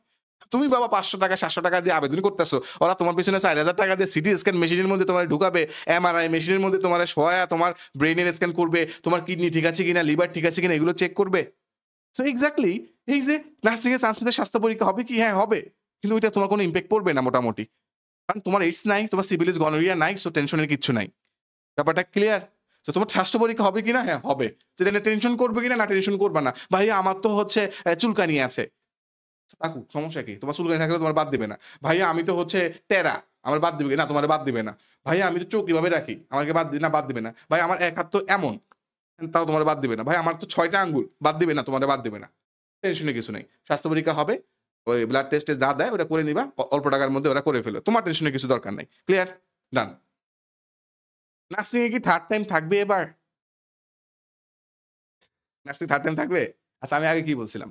বি ব্রেইনারে বাংলাদেশে সর্বপ্রথম শুধু থার্ড টাইমারদের জন্য বি ব্রেইনারে সবচেয়ে বেশি সংখ্যক প্রিপারেশন নিতেছে। ওই স্টুডেন্ট গুলা ফার্স্ট টাইমে বি ব্রেইনারে তোমার হচ্ছে প্রিপারেশন নিছে। এর মধ্যে কেউ সেকেন্ড টাইমে আসছে। আবার অনেকে বি ব্রেইনারে প্রথমবার খুঁজে পায় নাই। কম টাকায় বিভিন্ন নার্সিং প্ল্যাটফর্মে গেছে। প্রথমবার সেখানে কোচিং করে ধরা খাইছে। তখন আবার বি ব্রেইনারে সেকেন্ড টাইমে ভর্তি হইছে। মানুষ পরে বুঝে, ঠিককা বুঝে। ধরো কম টাকা পাইছে যে ভাইয়া আপনাদের এক্সাম বেসের কোর্স ফি ২,০০০ টাকা, কিন্তু আমি তো ৫০০ টাকা দিয়েই ফুল কোর্স পেয়ে যাচ্ছি, আমি তো বই পেয়ে যাচ্ছি। হ্যালো, তোমার সামর্থ্য যেটা আছে তুমি করো, অ্যাপ্রিশিয়েট ইট। মানে সব কি আমরা পড়াইতে পারবো নাকি ভাই? আমরা মানুষ তো, উই হ্যাভ লিমিটেশন। সব স্টুডেন্টকে আমরা পারবো? ১,০০,০০০ স্টুডেন্ট আবেদন করে, ১,০০,০০০ পোলাপান পড়াইতে গেলে আমার এরকম বিল্ডিং লাগবে ১০টা। সম্ভব না। তো অন্যান্য জায়গা আছে, অন্যরাও পড়াবে, কোনো সমস্যা নাই। কিন্তু এরপরে অনেকে ভুল জিনিস চয়েস করে, কম টাকায় অনেক কিছু দেখে লোভে যায়, লোভে গিয়ে যখন প্রপারলি নিজের স্বপ্নটা পূরণ করতে পারে না, সেকেন্ড টাইমে সব বি ব্রেনারে আসে। এই জন্য দেখা যায় বি ব্রেনারে সেকেন্ড টাইমের পরিমাণ অনেক বেশি। এখন তারা ওই বুঝে অলরেডি অনেক জায়গায় ধরা খায়া, কেউ অফলাইনে ধরা খায় বিভিন্ন কোচিং এ, কেউ অনলাইনে ধরা খায়, পরে সেকেন্ড টাইমে সবাই আবার বি ব্রেনারে আসে। তো যেখানে আসুক উই অ্যাপ্রিশিয়েট ইট। আমরা ইটস ওপেন ফিল্ড সবার জন্য, যার যেখানে ভালো লাগবে সে সেখানে পড়বে। বি ব্রেনার যাদের ভালো লাগবে সে বি ব্রেনারে পড়বে। ওয়েলকাম, কোনো প্যারা নাই। হ্যাঁ, এই তো মাশাআল্লাহ। হ্যাঁ, এই তো বুঝতে পারছো তোমরা। স্বাভাবিক। ডান। থার্ড টাইম থাকবে কিনা? উত্তর হচ্ছে এবার, আমি আগেও বলছি থার্ড টাইম থাকবে। গত ৮ মাস ধরে প্রায় ১০ মাসের কাছাকাছি। হ্যাঁ, ১০ মাসের কাছাকাছি তারা সময় পাবে। যেহেতু আমাদের একদম নার্সিং ভর্তি পরীক্ষা হয়ে যাওয়ার পর দিয়ে আমাদের সেকেন্ড টাইমের ব্যাচ শুরু হয়। প্রায় ১ বছর আমরা তাদেরকে টানা পড়াই, ১০ টা বই দেই। প্রত্যেকদিন প্রায় তাদের রেগুলার ক্লাস হয়, রেগুলার এক্সাম হয়, রেগুলার তাদের প্রবলেম সলভ করি। তো এটা আমাদের খুবই একটা প্রিমিয়াম জিনিস। প্রিমিয়াম কোর্স আমাদের। থার্ড টাইমার, সেকেন্ড টাইমার একটা প্রিমিয়াম কোর্স থাকে পুরো প্রতি বছর আমাদের। তো এইটা থার্ড টাইমার কোর্সে আমরা এতদিন ওদের পড়াইছি। এখন চিন্তা করো যদি থার্ড টাইমার এবছর উঠায় দিত, সার্কুলারে থার্ড টাইমার কথা না থাকতো, তাইলে যারা অন্যান্য জায়গায় তো হয়তোবা কেউ থার্ড টাইমের জন্য আলাদা করে ভর্তি হয়নি। কিন্তু বি ব্রেইনারে থার্ড টাইমারে অনেক স্টুডেন্ট ভর্তি হইছে। যে আমি থার্ড টাইমারে দিব, শেষ ভরসা হিসেবেও বি ব্রেইনারে ভরসা করছে।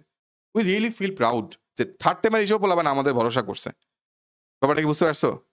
হ্যাঁ, এই যে কতগুলো মানে অফলাইনে ধরা খাইছে। আমি শুধু ধরার কথা শুনেছি। কতগুলো মানে অফলাইনে কোচিং করে ধরা খাইছে, কেউ অনলাইনে কোচিং করে ধরা খাইছে, কেউ কোচিং না করে ধরা খাইছে। কতজন কতভাবে ধরা খাইছে। ক্লিয়ার? সো প্রশ্ন হচ্ছে ভাইয়া থার্ড টাইম থাকবে কিনা? সহজ উত্তর দিয়ে দিছে তো এখানে। সহজ উত্তর তো ওরাই দিছে। আমি বলুম কি? এইচএসসি ২০২২, ২৩, ২৪ ৩ টা এইচএসসি মানে ভাই ৩ বার। ২২ সালে যদি ইন্টার পাস করো, তুমি পারবা। তুমি যদি ২৩ সালে ইন্টার পাস করো, পারবা। ২৪ সালে ইন্টার পাস করো, পারবা। ২৪ সালে ইন্টার পাস করলে তুমি ফার্স্ট টাইমার। ২৩ সালে ইন্টার পাস করলে তুমি সেকেন্ড টাইমার। ২২ সালে ইন্টার পাস করলে তুমি থার্ড টাইমার। তার মানে এবার নার্সিং এ থার্ড টাইম ভর্তি পরীক্ষা দেওয়া যাবে। এখন প্রশ্ন হলো ঢাকা নার্সিং কলেজের কোন একটা সংগঠন জানি তারা আবেদন করছে যে থার্ড টাইম রাখা যাবে না। আরো এতে হচ্ছে নার্সিং এর মানে কি বলে মান খারাপ হয়ে যাচ্ছে। মান খারাপ হচ্ছে কি হচ্ছে না, আমি এত বড় কোনো ব্যক্তি হই নাই আমি এটাকে জাজ করার জন্য। বাট আমার মনে হচ্ছে কিছু পোলাপান আসলে নার্সিং পেশায় আসতে চায়, তাদেরকে সুযোগ দেওয়া উচিত। এটা আবার বেসরকারি নার্সিং কলেজে যারা মালিক তাদেরও লাভ হয়। অনেক সময় দেখা যায় কিছু নার্সিং কলেজে স্টুডেন্ট পায় না। সো সেক্ষেত্রে তাদের এই থার্ড টাইমে থাকার কারণে কিছু স্টুডেন্ট তারা পায়। সো তাদের ওখানে লাভ হয় তো। সো যেহেতু বড় ব্যবসায়ীদের লাভ হচ্ছে, মানে নার্সিং কলেজের মালিকদের লাভ হচ্ছে, তাদের অনেক টাকা পয়সা, তাদের অনেক ক্ষমতাও আছে। সো কেউ আবেদন করলো থার্ড টাইম বাতিল করার জন্য। আমার মনে হয় না ওইসব ব্যবসায়ীরা যারা এইসব অনেকগুলা কোচিং না, অনেকগুলা নার্সিং কলেজ বা ইনস্টিটিউট মালিক তারা এগুলো হইতে দিবে। কারণ তাদের ব্যবসা লস হতে পারে। এজন্য থার্ড টাইম থাকার সম্ভাবনা খুবই বেশি। কিন্তু ধরো কোনো এক সচিব যদি ঘুমের থেকে উঠে বলল, ওহী নাজিল হলো, "এই বাংলাদেশে থার্ড টাইম রাখা যাবে না, আজকে বন্ধ করে দে।" তখন হয়তো হইতে পারে। কিন্তু এটা যেহেতু হওয়ার সম্ভাবনা খুবই কম। অলরেডি সার্কুলার দিয়ে দিছে। সো থার্ড টাইম থাকবে কি থাকবে না? উত্তর হচ্ছে থাকবে, সার্কুলার দিয়ে দিছে বাবা। পরিবর্তন করার জন্য অনেকে আবেদন করছে। বাংলাদেশে এমন অনেক আবেদনই চলে। প্রতি বছরই হয়। গত বছর এরকম নার্সিং ভর্তি পরীক্ষার সার্কুলার দেওয়ার পরে নার্সিং এর থার্ড টাইম বাতিল করার জন্য আন্দোলন হইছে। এখন এটার গুণগত মান কি হয় না হয় এটা বলার জন্য আমার যোগ্যতা নাই। আমি ওটা বলতে পারব না। ঠিক আছে? সো এটা নিয়ে টেনশন করার কিছু নাই। ক্লিয়ার? সহজ হিসাব। থার্ড টাইম থাকবে কিনা বাবা? থাকবে। চলে আসো। নার্সিং ভর্তি পরীক্ষা দিতে কত জিপিএ লাগবে? তোমরা তো জানো, তাই না? এটা তো বলা লাগবে না। তোমরা তো জানো ভাই। ওই যে টোটালি হচ্ছে তোমার বিএসসি দিলে তোমার ৭ লাগবে। মিনিমাম ৭ তোমার থাকা লাগবে। আর ডিপ্লোমা দিলে তোমার ভাই মিনিমাম ৬ থাকা লাগবে। ডিপ্লোমা মিডওয়াইফারি ৬ থাকা লাগবে। এটা তো তুমি সহজ জিনিস। না, এটা তো তোমরা জানো, তাই না? এটা তো বাচ্চাদের জিনিস। ৭ হলে দিতে পারবা। একটা সহজ হিসাব দেখো তো। কমেন্টে আমারে জানাও। একটা হিসাব দেখো। তোমার একটা হিসাব দেখাই। এসএসসি এবং এইচএসসি এর জিপিএ পয়েন্ট তুমি কত পাইছো? হিসাব করো। ধরো কথার কথা তুমি বাবা আমি একটা হলুদ কালার নেই।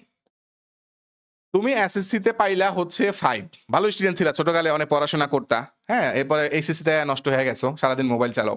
ধরো পাইলা তুমি হচ্ছে এখানে 4। তাহলে কত হইলো? ৫ আর ৪ কত? গুণ করো। ১, ২ গুণ দাও, যোগ দাও। যোগ দাও। ৯। ৯ পয়েন্ট পাইছো। এটারে কত দিয়ে গুণ দিতে হবে? ৫ দিয়ে গুণ দিতে হবে। 5 কত আইলো? জিপিএ নাম্বার হবে ৪৫। এই যে নাম্বারটা, এটা হচ্ছে জিপিএ নাম্বার। যদি আপনার এসএসসি এবং এইচএসসি জিপিএ ৮ হয়, এখানে ৮ দিয়ে হিসাব করছে। যদি ৮ ধরি ৫ দিয়ে গুণ দিলে ৪০। যদি আমি ৯ ধরি আমার ৪৫। এখানে একটা কথা বলছি, ৪০ জিপিএ নম্বরের জন্য ভর্তি পরীক্ষায় প্রয়োজন হবে ৮৫ নাম্বার পাওয়া। ভর্তি পরীক্ষায় প্রয়োজন এখন প্রশ্ন হলো ভাইয়া এইটা আপনি কেমনে কন? বলবো এই হিসাবটাকে সুন্দর করে ভাইঙ্গা দেখাবো কিনা? যদি বলো ভাই এটা দেখান, তাহলে আমি একটা মানে সম্ভাব্য জিনিস তোমাদেরকে সুন্দর করে বলে দিব। বলো তো? বলছে ভাইয়া এই হিসাবটা দেখান। কত পাইতে হবে চান্স পাওয়ার জন্য? চান্স পাইতে হইলে কত নাম্বার পাইতে হবে? এটা কি আমি তোমাদেরকে হিসাব করে দেখাই দিব? একটা অনুমান দেখাই দিব কিনা? আমাদের হচ্ছে এক অ্যাডভাইজার খুব সুন্দর করে এটা বাই করছে। বলো? দেখাবো কিনা? যদি বলো ভাইয়া দেখান হিসাবটা, তাহলে হ্যাঁ, দেখি তোমরা কি চাও? তোমরা যদি বলো যে ভাইয়া দেখান, তাহলে আমি করব। দেখান, দেখান। সবাই বলবে ভাই দেখান। ভাই দেখান, আমরা তো চিপ। ভাই আপনি কষ্ট করে শীতের মধ্যে দাঁড়ায় আছেন। হ্যাঁ? আর আমরা তো আরামে বসে আছি। আপনার কষ্ট হয় হোক, আপনি দেখান। ঠিক আছে আমি দেখাচ্ছি। টেনশন নাই। আমার কষ্ট হোক, তাও অন্ততপক্ষে ভাই পরীক্ষার সময় ভুল করো না। হ্যাঁ? কত পেতে হবে চান্স পেতে মোট জিপিএ সহ? সহজ প্রশ্ন, তাই না? অনেক প্রশ্ন। অনেকের মনে এই প্রশ্ন থাকে যে কত পাইতে হবে ভাই? হ্যাঁ? আমার জিপিএ আছে এত অমুক-তমুক জিপিএ আছে। আমি কত পাইতে হবে? একটা হিসাব আসো। লাইনে আসো বাবা, লাইনে আসো। বিএসসি নার্সিং যদি তুমি হও, কি? তুমি বিএসসি নার্সিং। তুমি বিএসসি নার্সিং। সর্বনিম্ন তোমাকে মিনিমাম ১২৫ নাম্বার কাছাকাছি। এটা সম্ভাব্য। ভাইয়া এটা সম্ভাবনা। হ্যাঁ, এটা কোনো ধ্রুব সত্য না। এটা সম্ভাবনা। ১২৫ ১২৫ যদি তুমি পাও, তাহলে হচ্ছে তুমি সরকারি নার্সিং এ চান্স পাইতে পারো। কি? তুমি যদি বিএসসি এর স্টুডেন্ট হও। তাহলে ১২৫ যদি হয়, তাইলে তোমার ধরো ১২৫ পাইলে ধরলাম তুমি বিএসসি নার্সিং এ পাবা। এখন এখান থেকে তোমার জিপিএটা তুমি বিয়োগ দাও। ধরো তোমার এখানে ৪৫। তাহলে এবার তুমি নিজেই বাইর করো তোমার মিনিমাম কত পাইতে হবে। ধরো তোমার জিপিএ আছে কত? জিপিএ আছে ৪৫। তাহলে তুমি এখানে কি হবে? এটা বাইর করো। সবাই বলো। বললাম বিএসসি তে যারা পরীক্ষা দিবা তাদের মিনিমাম পাইতে হবে ১২৫। এটা রিস্ক, আরো বেশি পাইতে হবে। বাট এটা মিনিমাম, সর্বনিম্ন। তাহলে তোমার ধরো জিপিএ আছে ৪৫, তাহলে কত হবে? আর তোমার নিজের জিপিএটা হিসাব করে আমাকে কমেন্টে জানাও। তোমার নিজের কত জিপিএ আছে সেটা ১২৫ থেকে বিয়োগ দিয়ে আমাকে কমেন্টে জানাও। হিসাবটা বুঝছো কিনা? হিসাবটা বুঝছো কিনা? বিএসসি তে চান্স পাওয়ার জন্য মিনিমাম ১২৫ পাইতে হবে জিপিএ সহ। তোমার জিপিএ ধরো ৪৫, তাহলে তোমার কত পাইলে তোমার চান্স হবে? মানে এমসিকিউ তে কত পাইতে হবে? কার কত পাইতে হবে? এটা একটু হিসাব করে এখন হিসাব করে ফেলো। কার কত পাইতে হবে? কত নাম্বার? মানে এমসি রিটেন রিটেন মানে কি ভাইয়া? রিটেন মানে এমসিকিউ। এখানে তোমাকে গরুর রচনা লিখতে দেবে না নার্সিং ভর্তি পরীক্ষা। এখানে এমসিকিউ পরীক্ষা। মানে ১, ২, ৩, ৪ এর মধ্যে যেকোনো একটা দাগাইতে হবে এমসিকিউ। ঠিক আছে? এমসিকিউ পরীক্ষা। হ্যাঁ, ৮০ পাইতে হবে। হ্যাঁ, কারো পাইতে হবে ৮০, ভেরি গুড। হ্যাঁ, কারো পাইতে হবে ৮৫, হ্যাঁ, ভেরি গুড। কারো ৮৮। তো দেখো তোমরাই কিন্তু এখন মোটামুটি মিনিমাম নাম্বারটা বের করে ফেলতে পারছো। আমি তোমাদের টেকনিকটা দেখাই দিচ্ছি। মিনিমাম নাম্বারটা তোমরা বের করে ফেলতে পারতেছো যে মিনিমাম কত পাইতে হবে। এটা কিন্তু মিনিমাম। এটা সর্বনিম্ন। সর্ব সর্বনিম্ন একটা হচ্ছে নাম্বার ১২৫। তাহলে ভাইয়া কোনটা নিরাপদ? হ্যাঁ, আমি তোমাদের নিরাপদ বলতেছি। নিরাপদ হচ্ছে ১৫০ পাওয়া। ধরো ১৫০ এর মধ্যে তোমার জিপিএ তোমার হচ্ছে কি বলে? তোমার ৪০। তা ভাই আমি ১১০ পাবো কেমনে ভাই? পরীক্ষা তো হয় ১০০ মার্কের। এটা কথার কথা আরকি। মানে সর্বোচ্চটাই টার্গেট করা উচিত। সর্বোচ্চটাই টার্গেট করা উচিত। ঠিক আছে? হ্যাঁ। সর্বোচ্চটা টার্গেট করা উচিত। ১০০ টার্গেট করবা। যেহেতু নার্সিং এ কোনো নেগেটিভ মার্ক নাই, সো কেন তুমি কম টার্গেট করবা? You have to target for the highest, কম না, highest. Okay, you have to target for the highest. Very good, তাই না? আসো, এবার আসো বাবা, তাহলে ডিপ্লোমা ইন নার্সিং এ মিনিমাম 115 নাম্বার, জিপিএ সহ 115 নাম্বার। তাহলে বাবা ধরো হচ্ছে তোমার হচ্ছে 115 নাম্বার পাইলে, মিনিমাম 115 পাইলে তুমি ডিপ্লোমাতে চান্স পাবা। তাহলে তোমার ধরো জিপিএ আছে 35, তাহলে তোমার আর কত পাইতে হবে? এবার ডিপ্লোমাটা বাইর করো কত। আমি এগুলো আমার আনুমানিক একটা বললাম আর কি, তুমি হিসাবটা এমনি করবা যে টোটাল জিপিএ সহ 115 পাইতে হবে। আমার জিপিএ আসছে 35, টোটাল এসএসসি এসএসসি মিলে জিপিএ আসছে 35। তাহলে হচ্ছে আমি আর কত পাবো, মানে কত হইলে আমার এমসিকিউটা আমি চান্স পাওয়ার সম্ভাবনা আছে, হিসাবটা বুঝো। এই হিসাবটা করতে পারতেছো কিনা বলো বাবা। এটা যদি বলো ভাইয়া বুঝছি, তাহলে আমি সামনে আগাবো।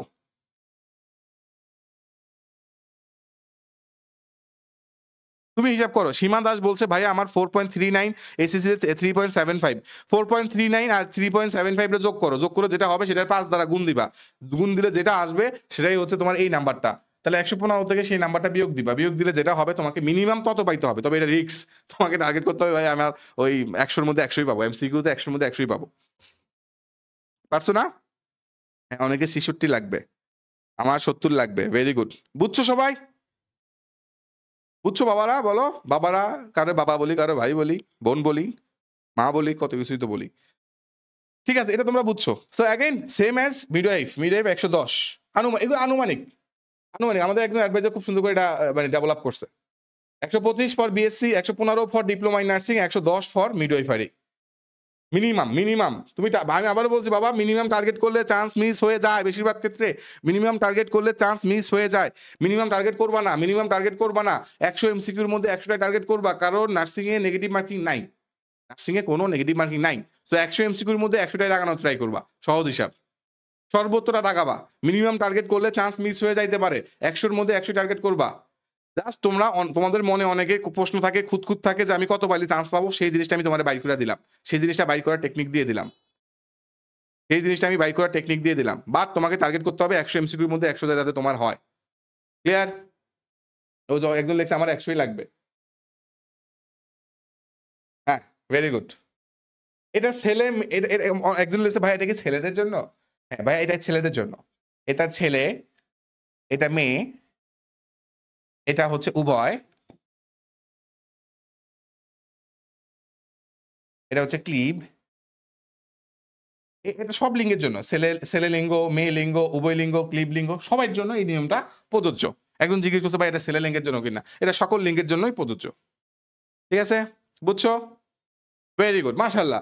আমাদের অনেক মনের থেকে অনেক বড় একটা জিনিস আমি সলভ করে দিলাম। এটা নিয়ে অনেকের মনে অনেক কনফিউশন ছিল। ঠিক আছে না? আশা করি এখন থেকে এটা সলভ হয়ে গেছে। পিএইচডি দিব নাকি ডিপ্লোমা দিব? কে কি দিবা বলো তো? খুবই গুরুত্বপূর্ণ প্রশ্ন। এই প্রশ্নটার জন্য তোমরা ওয়েট করতেছিলে, তাই না? ভাইয়া বিএসসি দিব নাকি ডিপ্লোমা দিব? বলো।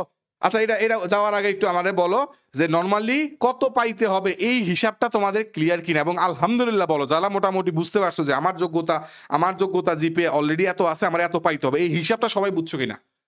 এই আনুপাতিক হারের হিসাবটা সবাই মোটামুটি বুঝছো কিনা? এটা একটা সম্ভাব্য হিসাব। তাও এই হিসাবটা মাথায় রাখলে একটা মনে শান্তি লাগে, কলিজাটা ঠান্ডা হয়, মনে হয় যে একটা শরবত খাইলাম। কার এই ভালো লাগতেছে এটা শুনে? ভালো লাগতেছে? Very good. যে ভাইয়া শুনে খুবই ভালো লাগতেছে। আমার মোটামুটি একটা কনফিউশন দূর হয়ে গেছে। হ্যাঁ, ভেরি গুড।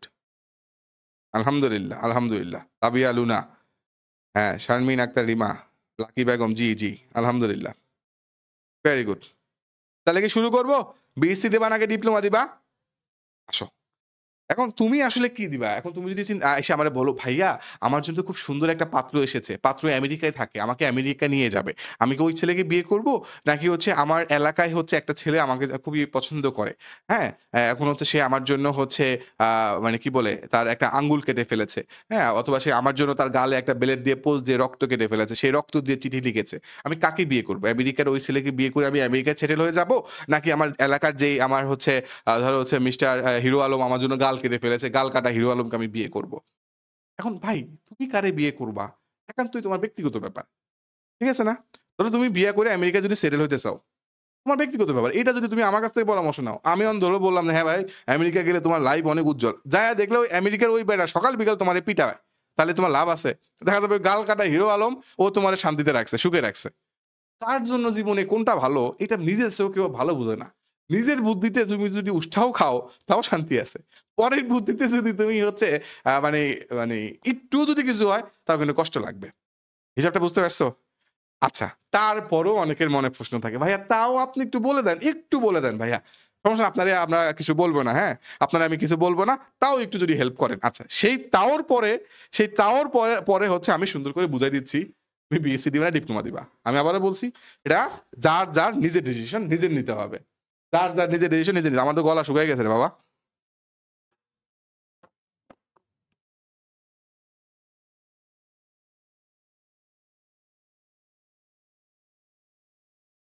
সিরিয়াসলি টানা প্রায় ১ ঘন্টা ২০ মিনিটের মতো পোলাপান। প্রায় ৭৫০ মতো পোলাপান লাইভে ক্লাস করতেছে। ওহ মাই গড! এত পোলাপান? চিন্তা করো, আমাদের লাইভেই যদি এত পোলাপান থাকে, লাইভটা শেষ হবে যখন তখন রেকর্ডেড দেখবে। আবার যখন YouTube এ যাবে তখন দেখবে। কত তোমাদের কম্পিটিটর। হিসেবটা কি বুঝতেছো? এত পোলাপান তোমাদের সাথে ভর্তি পরীক্ষা দিবেন, they are serious about nursing? আরেকটু ভয়ের বিষয় বলব, একটু সামনেই তোমাদের একটা ভয়ের বিষয় বলব। বুক ধড়ফড় করবে। ঠিক আছে? হ্যাঁ, এরপরে যদি কারো আমি সব বুঝানোর পরে এরপরে যদি কারো কোনো কোয়েশ্চেন থাকে আমি লাস্টে কোয়েশ্চেন নিব। লাস্টে তোমাদের কোয়েশ্চেন নিব। আপাতত যতটুকু বুঝাচ্ছি বাবা ততটুকু বুঝো। ও মা! পুরা বাংলাদেশের সব নার্সিং পোলাপান দেখতেছে নাকি? ১,০০,০০০ পোলাপান নার্সিং ভর্তি পরীক্ষা দিবে। তার মধ্যে যদি আমি লাইভ চলাকালীন ১০,০০০ পোলাপান দেইখা ফালায়। বাকি আছে কে?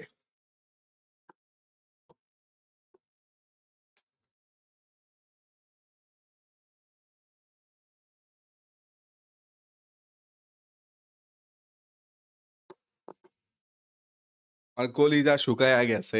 হ্যাঁ, একটু আমার তো কলিজা শুকায় একটু পরে এই হিসাব দেখলে বিএসসি দিব না ডিপ্লোমা দিব এই হিসাব দেখলে তোমাদের কলিজা শুকায়া যাবে। এই যে আমেরিকা যাইতে চায় পোলাপান। যাও আমেরিকা যাও।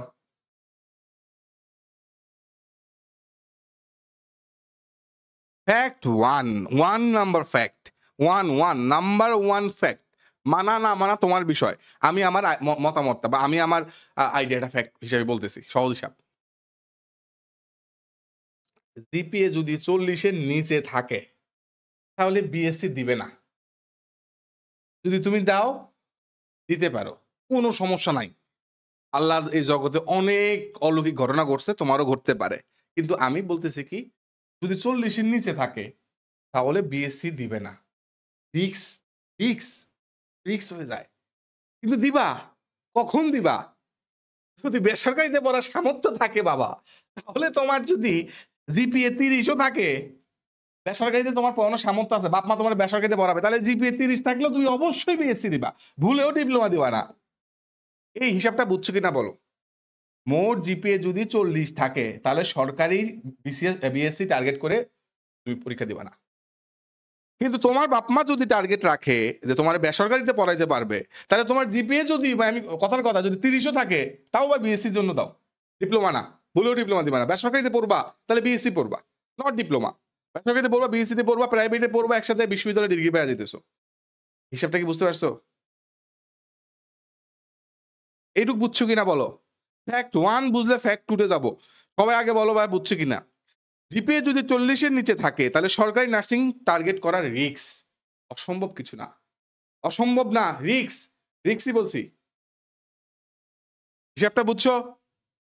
আর বেসরকারি পড়ার সামর্থ্য থাকলে জিপিএ তোমার বাবা যতই কম থাকুক না কেন, ভর্তি পরীক্ষা দিতে পারলে তুমি বিএসসিটা দিবা। সায়েন্সের স্টুডেন্ট যদি হও। ক্লিয়ার? এবার আসো ফ্যাক্ট 2। ফ্যাক্ট 2, ফ্যাক্ট 2 কি বলে? হিসাবটা বুঝো। যদি তোমার ৪৫ প্লাস জিপিএ থাকে, এসএসসি, এইচএসসি মিলে ৪৫ প্লাস জিপিএ এবং তুমি কঠোর পরিশ্রম করবা। হ্যাঁ, কঠোর পরিশ্রম করবা। তাহলে তুমি বাবা বিএসসি তে আরামসে দিতে পারো। GPA 45 plus. জিপিএ ভাইয়া আমার তো জিপিএ 45, আমার তো জিপিএ ৪৪। মানে চিল, আমি তো তাহলে আর পড়বো না। হ্যাঁ? এত কষ্ট কি দরকার? আমি কোর্সে ভর্তি হব না। ভাই একটা ভালো নার্সিং গাইডের নাম বলেন তো, যে প্রশ্ন ব্যাংকের নাম বলেন, বাজার থেকে ৳৩০০ দিয়ে কিনে নিয়ে আসি, আমি একটু পড়ি। ওইটা আলাদা হিসাব, তোমার ইচ্ছা। তবে এখানে একটা কথা আছে, কঠোর কঠোর পরিশ্রম, টানা, ৩ টা শব্দ। টানা মানে কনসিস্টেন্সি, পরিশ্রম মানে একদম পইরা সব ফাটায় ফেলতে হবে, কঠোর মানে ইচ্ছা যখন করবে না তাও পড়বা। এটাতে বলে কঠোর, টানা কঠোর পরিশ্রম। ৪৫ জিপিএ টানা কঠোর পরিশ্রম যদি তুমি করতে পারো, তাহলে সরকারি বিএসসি নার্সিং এর জন্য খুব ভালো করে তুমি একটা উপযোগী পাত্র। গেল যে প্যান্ট খুইলা গেল রে। হিসাবটা বুঝছো? এবার আসো।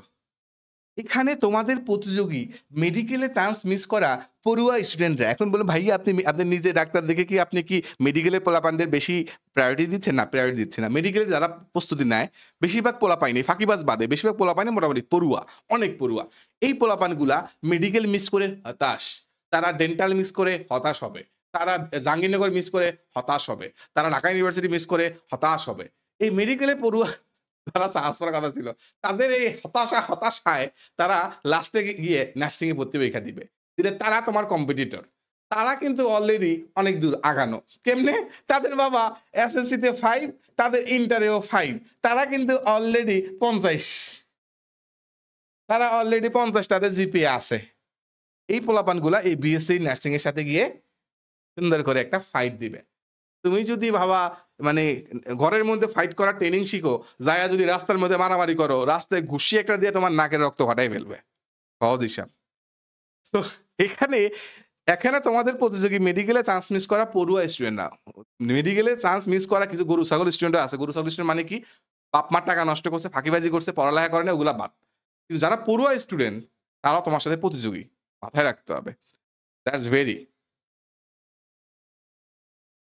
ক্লিয়ার? হ্যাঁ, এটুকু বুঝছো? Very good. আমি কি ফ্যাক্ট 3 তে যাবো? এই ২ টা পয়েন্ট বুঝছো কিনা বলো? তাহলে আমি ফ্যাক্ট 3 তে যাবো। এগুলা ফ্যাক্ট, এগুলো আমার নিজের গল্প আরকি। আমি আমার গল্প বলতেছি। তোমার ভাল লাগলে নিবা, না ভাল না লাগলে নিবা না। সহজ হিসাব। আমি আমার গল্প বলতেছি। বললে আমার শান্তি লাগতেছে, হয়তোবা কিছু পোলাপানের শান্তি লাগবে। ঠিক আছে? ওকে। ফ্যাক্ট 3, কম জিপিএ নিয়ে সরকারিতে চান্স নিশ্চিত করতে চাইলে ডিপ্লোমা দিবা বা মিডওয়াইফারি দিবা। তোমার জিপিএ কম, তুমি সরকারিতেই পড়বা। বেসরকারিতে তোমার বাপ মা তোমারে পড়াবে না। বেসরকারিতে পড়ানোর তোমার সামর্থ্য নাই। তোমার কম জিপিএ, তোমার জিপিএ কম, তোমার জিপিএ কম, কম জিপিএ।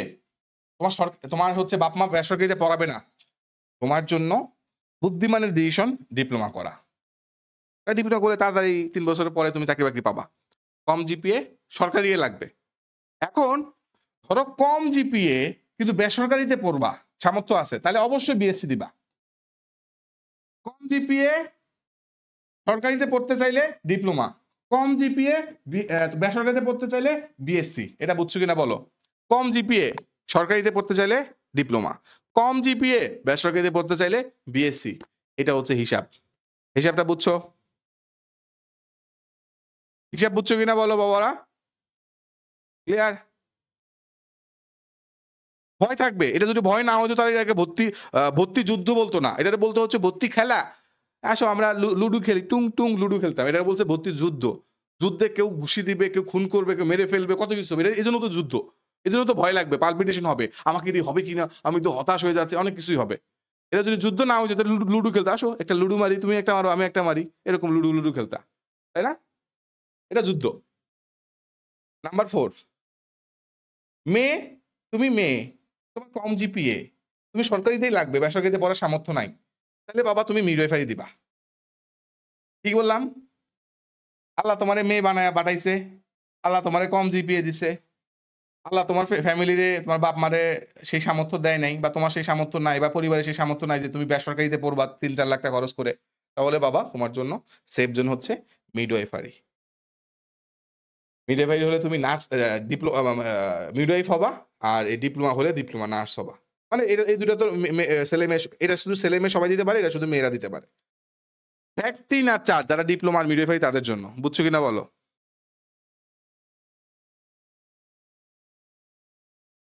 বলো।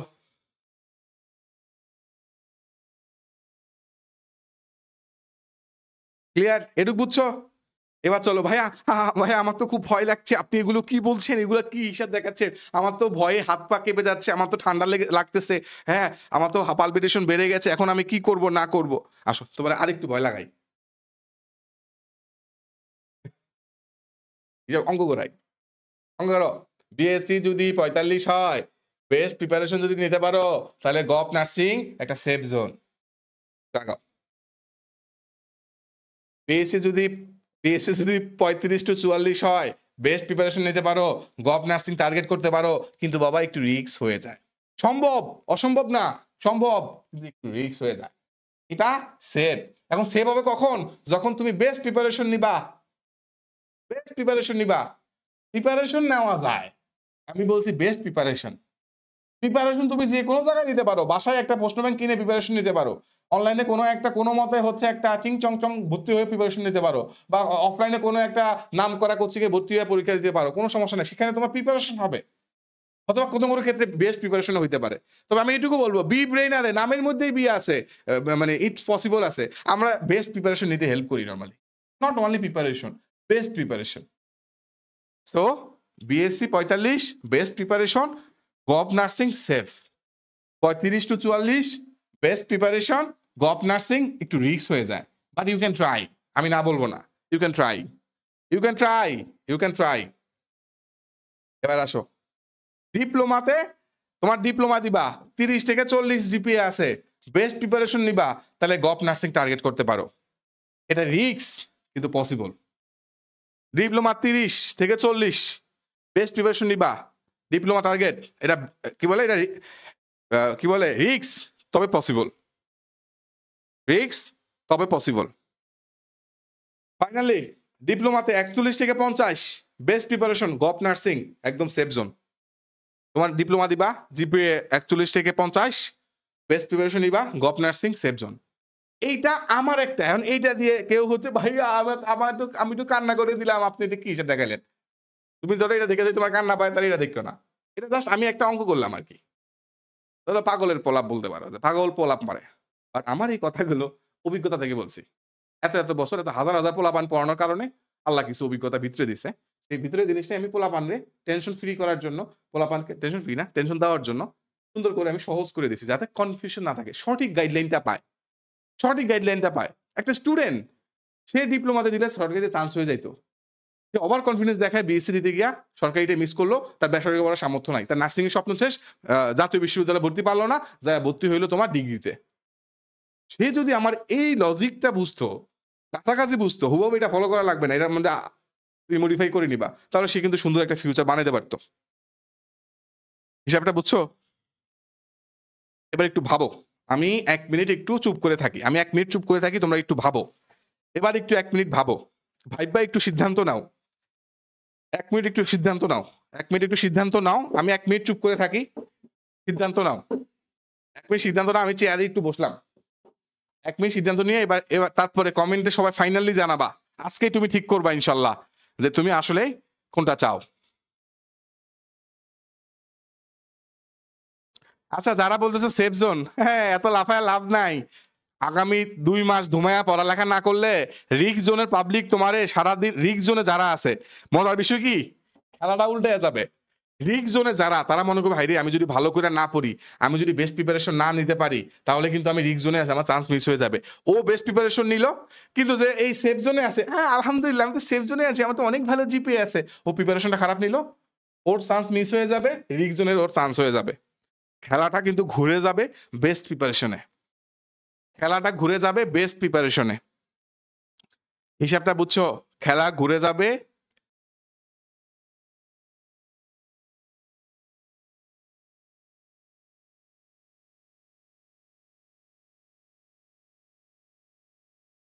ভাবো, আমি ১ মিনিট সময় দিলাম। একটু ভাবো ঠান্ডা মাথায়, চুপ কিছু মাথায় জাস্ট এই চিন্তাটাই করো।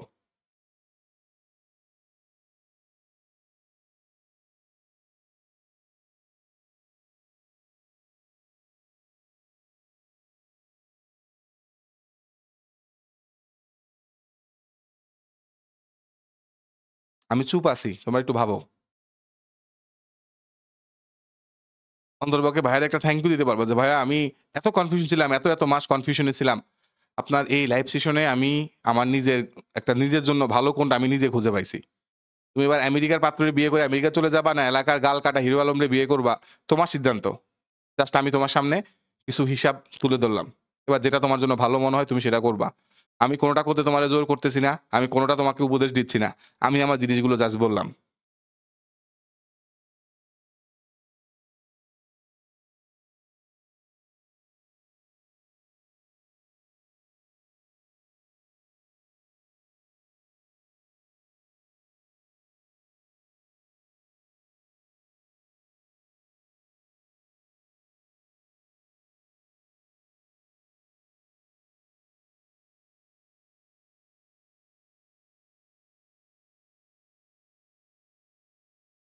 ভাবা শেষ?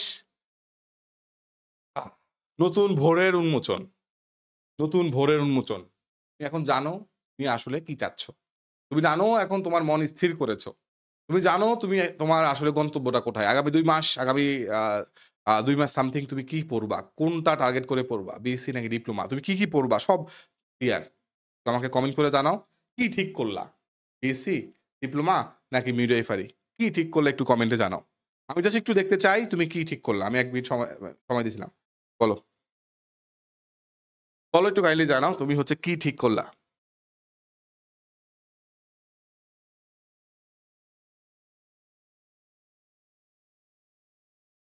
আর আপনার জন্য মন থেকে দোয়া রইলো। থ্যাংক ইউ সো মাচ যারা দোয়া করবা। তোমাদের জন্য আমার দোয়া থাকলো। তোমরাও ভালো করো। নিজের সক্ষম অনুযায়ী ভালো কিছু করো। এই দোয়া থাকলো। ও বেস্ট প্রিপারেশন কিভাবে নিবা সেটা? আচ্ছা, আচ্ছা, আচ্ছা।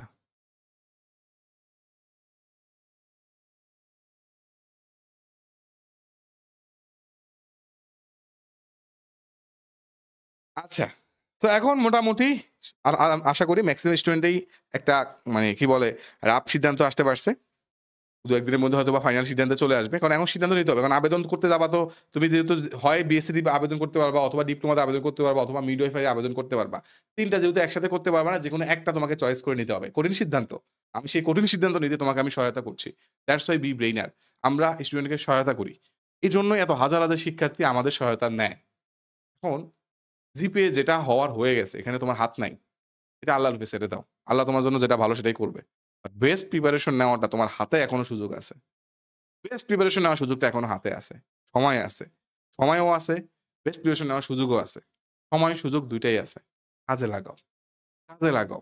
এই সময়টা যদি তুমি বেস্ট প্রিপারেশন নিতে চাও, তোমার নিজের সময়টাকে প্রপারলি কাজে লাগাইতে হবে। আচ্ছা, গুড প্রশ্ন। লাস্ট ভাইয়া বেস্ট প্রিপারেশন কিভাবে নিব? সুন্দর একটা প্রশ্ন, হ্যাঁ? ভাইয়া বেস্ট প্রিপারেশন কিভাবে নিব? কথা যে আরেকটা বাকি আছে। অনেকের আবার প্রশ্ন বিএসসি দিব নাকি ডিপ্লোমা দিব? এখানে আরেকটা আছে। তুলনামূলক তাড়াতাড়ি ইনকাম করতে চাইলে বাবা ডিপ্লোমা বেস্ট। ৩ বছরে টাকা কামাবা। হ্যাঁ? বিয়ে-শাদী করবা। এই যে রিয়েল পারভেজ গভটে পড়েও আপনার ভিডিও দেখার জন্য আসছে যে গত বছরে আমাদের শিক্ষার্থী সরকারি নার্সিং কলেজে পড়ছে তাই আবার ভিডিও দেখতেছে। ভালোবাসা, ভালোবাসা। Thank you so much real Parvez. তুমি আসলে রিয়েল। ঠিক আছে? আচ্ছা। এটা একটা। তুলনামূলক তাড়াতাড়ি ইনকাম করতে চাইলে। ফিউচারে হায়ার এডুকেশন ও বড় ড্রিম থাকলে বিএসসি বেস্ট। এই ২ টা লাইন একটু ভাবো। তুলনামূলক তাড়াতাড়ি ইনকাম করতে চাইলে ডিপ্লোমা বেস্ট বা ডিপ্লোমা বা মিডওয়াইফারি একই। আজ যদি ফিউচারে হায়ার এডুকেশন যে ভাইয়া আমি তো নার্সিং কলেজের টিচার হব। ভাইয়া আমি তো এমপিএইচ করব, আমি এই করব, সেই করব। আমি তো আ ইউনুস হব তাহলে বিএসসি তে। আপনার জন্য দোয়া রইলো। Mahmudul Hasan. Thank you so much ভাইয়া। যারা আমার জন্য দোয়া করতেছে থ্যাংক ইউ সো মাচ। আল্লাহ তোমাদেরও ভালো করুক। স্টুডেন্টদেরকে এভাবে নিঃস্বার্থ এখন ধরো বি ব্রেইনারে আমাদের কোর্স আছে। আমরা কোর্স করাই। কোর্সে পোলাপান আমাদের টাকা দেয়। টাকার বিনিময়ে আমরা তাদেরকে পড়াই। এর বাইরেও কিছু জিনিস আছে। যেটা আসলে সবার জন্য আমার দায়বদ্ধতা। হ্যাঁ, এটা আমার দায়বদ্ধতা। সমাজের প্রতি, দেশের প্রতি আমার দায়বদ্ধতা। আমি আমার যদি এই যে ভিডিওটা এরা মানে বাংলাদেশের মানে কি হাজার, হাজার স্টুডেন্ট দেখবে। যারা কনফিউশন এ ছিল বিএসসি করবে না ডিপ্লোমা করবে। তাদের সিদ্ধান্ত নিতে সহায়তা করবে আমার এই যুক্তিগুলো। ব্যাপারটা বুঝতে পারছো? তাদের সিদ্ধান্ত নিতে সহায়তা করবে যুক্তিগুলো। এটাই আমার জন্য বড় দোয়া। এটাই আমি যদি মরে যাই, এটাই সদগায়ে জারিয়া হিসেবে থাকবে। মরে গেলেও আমি দোয়া পাবো। ধরো আমি যদি কালকে মরে যাই, এই ভিডিওটা হয়তোবা ইউটিউবে থেকে যাবে বছরের পর বছর। যত স্টুডেন্ট এই ভিডিওর এই লজিক গুলো মোটামুটি দেখবে। এগুলো একদম ফ্যাক্ট, এগুলো বাস্তবতা একদম। আমি তো প্রত্যেকটা লজিক দিয়ে দিছি, রাইট? এগুলো একদম ফ্যাক্ট। এগুলো দেখলে পোলাপান কেউ যদি আমার এই যুক্তি চিন্তা করে ঠান্ডা নিজে ভাববে অথবা আশেপাশে কারো পরামর্শ নিবে, নেওয়ার পরে সে একটা সিদ্ধান্তে আসবে। সে যে একটা দোয়া করবে আমাকে, এটা আমার সদকায়ে জারিয়া। আমি কবরে শুয়ে আমি এই সওয়াবগুলো পাবো। কি জোস বিজনেস না? কবরে শুয়ে থাকবো, আমার সওয়াব আসতে থাকবে। জোস একটা জিনিস। আপনার জন্য অনেক দোয়া রইলো ভাইয়া। Thank you so much. দোয়া ভালোবাসা রইলো। Thank you so much. Thank you so much. Diploma করে কলেজে টিচার হইতে হলে ওই যে পোস্ট বেসিক করতে হয় নরমালি। আপনার জন্য অনেক দোয়াও রইলো। আমার ভরসার স্থান বি ব্রেইনার আর নিজের পরিশ্রম। Thank you so much. নিজের পড়তে হবে। বি ব্রেইনার তো আছে, নিজেরও পড়তে হবে। এর সুন্দর নকশা আছে। অনলাইন আবেদন শুরু কবে, আবেদন শেষ কবে? লাস্ট একটা ভয় লাগাই। এবার যদি তুমি আগামী ২ মাস ভালো করে না পড়ো, সেকেন্ড টাইমে বি ব্রেইনার এর ১০ মাসের ম্যারাথন কোর্সে তোমার আসতে হবে।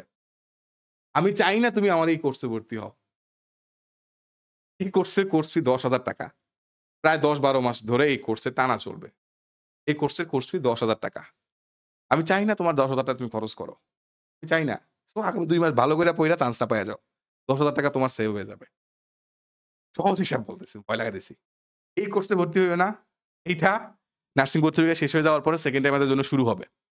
১০ মাসের কোর্স। একদম ভর্তি পরীক্ষার আগ পর্যন্ত। ২০২৬ সালের ভর্তি পরীক্ষার আগ পর্যন্ত। যদি তখন যাইতে না চাও, আমি চাই না তুমি আবার ভর্তি হও। চান্সটা পাইয়া যাও। চান্সটা পাইয়া যাও। হিসাবটা বুঝছো? চান্সটা পাইয়া যাও। নার্সিং সেকেন্ড টাইমার হইতে না চাইলে, থার্ড টাইমার হইতে না চাইলে, আগামী ২ মাস ভাই ধুমাইয়া পড়ো। আগামী ২ মাস নিজের সর্বোচ্চটুকু দিয়া পড়ো। তাহলে আমার এই কোর্সে ৳১০,০০০ দিয়ে ভর্তি হওয়া লাগবে না। কারণ এটা তো ১২ মাসের কোর্স। রেগুলার প্রায় প্রতিদিনই আমাদের ক্লাস হচ্ছে। প্রতিদিনই আমাদের এক্সাম হবে। প্রতিদিন তোমাকে হচ্ছে তোমার গাইডলাইন করবে। অ্যাডভাইজাররা পুরো বছর তোমাকে সার্ভিস দিবে। পুরো বছর সার্ভিস দিবে। পোলাপান অফলাইনে কোচিং এ ভর্তি না হয়ে সারাদিন নিজে বাসায় পড়ে আর বি ব্রেইনারে পড়ে। পুরো আমার এই সেকেন্ড টাইম সময় জুড়ে। আমি চাই না তুমি এই কোর্সে ভর্তি হও। আমি বলব না এই কোর্সে তুমি ভর্তি হও। আমি বলব তুমি এবারে চান্স পেয়ে যাও। কিন্তু তুমি এখন যদি ফাঁকিবাজি করো, তোমার কিন্তু আবার এখানে আসতে হবে। ব্যাপারটা ভেবে দেখো। খুবই চিন্তার বিষয়, রাইট? তো আমি চাই না তুমি এই কোর্সে ভর্তি হও। আমি চাবো না তুমি কোর্সে ভর্তি হও। কিন্তু এরপরেও কিছু আল্লাহর বান্দা আমি যে টানা ২ ঘন্টা ধরে এত সুন্দর করে সবকিছু গুছায়া টুক করে একদম ধরে বুঝাই দিলাম। এরপরে কিছু বান্দা আগামী ৪-৫ দিন যাওয়ার পরে পড়ালেখার মোটিভেশন হারায়া মোবাইলের মধ্যে রিলস দেখবে। রিলস দেখবে। তারা আমার এখানে আসবে। তারা আমারে সুন্দর করে আসবে। আসসালামু আলাইকুম ভাইয়া কোন নাম্বারে বিকাশ করব? ৳১০,০০০ একসাথে বিকাশ করব। কোন নাম্বারে ভাইয়া বলেন প্লিজ। তাই না? তো আমি চাই না তুমি এখানে আসো। এবারে চান্স পেয়ে যাও। প্যারা নাই। কারণ এটা তো পুরো ১ বছরের কোর্স, রাইট? ১ বছরের কোর্স। তুমি চিন্তা করো এবার যারা সেকেন্ড টাইমার তারা হোয়াই সেকেন্ড টাইমার জিজ্ঞেস করো। হয়তোবা কিছু পোলাপান আছে হয়তোবা আ মানে কপাল দোষে ১ মার্ক ২ মার্ক লেগে চান্স পায়। গত বছর আমাদের এখানে বিবিএন এর কোচিং করছে ১ মার্ক লেগে চান্স পায়নি আবার সেকেন্ড টাইমে এসে বিবিএন এ ভর্তি হইছে। হ্যাঁ, বিবিএন এর এখানে ভর্তি হইছে। এক্সট্রা তার যেই মানে পে করতে হইছে যে এখানটা এটা হয়তো তার জন্য একটু কষ্ট হইছে। বাট সে জানে যে আমি এখানে ৳১০,০০০ দিয়ে ভর্তি হইলে আমি এখান থেকে কি বলে যে মানে আমি লাখ টাকার আমি এক্সট্রা বেনিফিট পাবো। তো that's their real life investment. তো আমি লাস্টে এই জিনিসটা দিয়ে আল্টিমেটলি বুঝাইলাম যে প্লিজ আমার এই কোর্সে ভর্তি হবা না। আমি আবারও বলছি কি? আমার এই কোর্সে ভর্তি হবা না। অপশন তোমার হাতে ২ টা। হয় তুমি সরকারি নার্সিং এ চান্স পেয়ে যাবা অথবা তুমি আবার সেকেন্ড টাইম এসে বিবিএনআর এ আসবা। আমি এখন বলে দিছি বিবিএনআর এ আসবা না প্লিজ। তাহলে অপশন কোনটা খোলা? একটা। সরকারি নার্সিং এ তোমাদের চান্স পাইতেই হবে। হিসাব ক্লিয়ার কিনা? হিসাব ক্লিয়ার কিনা একটু বলো। আমি একদম বুঝাইয়া বলছি। তোমার ৳১০,০০০ তোমার কাছেই থাকুক বাবা। এই ৳১০,০০০ দিয়া তুমি সুন্দর করে দান খয়রাত করো, মানুষকে সহায়তা করো। কিন্তু ফাঁকিবাজি করলে ওয়েলকাম। আবারও তোমাকে হারপিক ওয়াশ দিয়ে পড়াশোনার মধ্যে আমি আগামী আরো ১ বছর তোমার পেছনে শ্রম দিয়ে তোমাকে হারপিক ওয়াশ দিয়ে তোমাকে আবার সোজা করব। ক্লিয়ার? হ্যাঁ, যারা বিবিএনআর এ অলরেডি ভর্তি হইছে তারা জানে যে this is the best investment of their life. তাদের লাইফের বিবিএনআর এ ভর্তি হওয়াটা ছিল বেস্ট ইনভেস্টমেন্ট। এটা তাদের লাইফের বেস্ট ইনভেস্টমেন্ট। ওকে। ঠিক আছে? আমরা প্রায় ২ ঘন্টার মতো সুন্দর করে আলাপ আলোচনা করছি। তো আমি এবার একটু তোমাদেরকে তোমাদের প্রশ্ন নিবো। ঠান্ডা মাথায় প্রশ্ন নিবো। তোমরা মানে মানে এমন প্রশ্ন কইরো যেটা আমি হয়তো উত্তর দেই নাই। যাগুলার উত্তর দিছি সেগুলো আবার প্রশ্ন কইরো না। ভাই আমার জিপিএ এত আমি কোনটা করব? আমি অলরেডি হিসাব দেখাই দিছি। এই ভিডিওটা আমাদের YouTube এ আপলোড থাকবে। YouTube থেকে সুন্দর করে দেখে নিও। তোমার কোন ভাই বন্ধু যদি হচ্ছে মানে কনফিউশন এ থাকে তাহলে ভিডিওটা দেখতে বলবা। তাহলে সে সুন্দর করে একটা আইডিয়া পেয়ে যাবে। আমি এবার হচ্ছে তোমাদের কোয়েশ্চেন নিব। তোমাদের এরপরও যদি কারো কোনো কোয়েশ্চেন থাকে জানাও। আমি আর ১০ মিনিট তোমাদের কোয়েশ্চেন নিব। তারপর ইনশাআল্লাহ লাইভটা শেষ করব। আগে তোমাদের কোয়েশ্চেন নিব। তোমাদের কোয়েশ্চেন নিব। এতক্ষণ তো আমি বললাম। এবার তোমাদের কোয়েশ্চেন নিব আমি। তোমাদের কোয়েশ্চেন নিব। বলো। কার কি কোয়েশ্চেন আছে সুন্দর করে বলো আমি দেখতেছি। তাহলে ১ম পেজ আনি। কত কিছু আজকে পড়াইলাম। বাবারে বাবা! পড়াইছি ওই তো পড়ানোই। পড়ানোই। এটা দেখো। বলো এবার আমি একটু বসি। আমার পা ব্যথা করতেছে।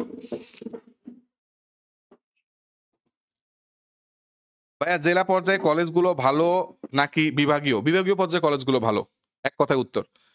লেখছে আর কোন প্রশ্ন নাই। দেখো আলহামদুলিল্লাহ। যারা পুরো ভিডিওটা পুরো সেশনটা দেখছে তারা আর কোন ইয়া নাই। ভাইয়া কলেজ চয়েস কিভাবে দিব? হায় আল্লাহ!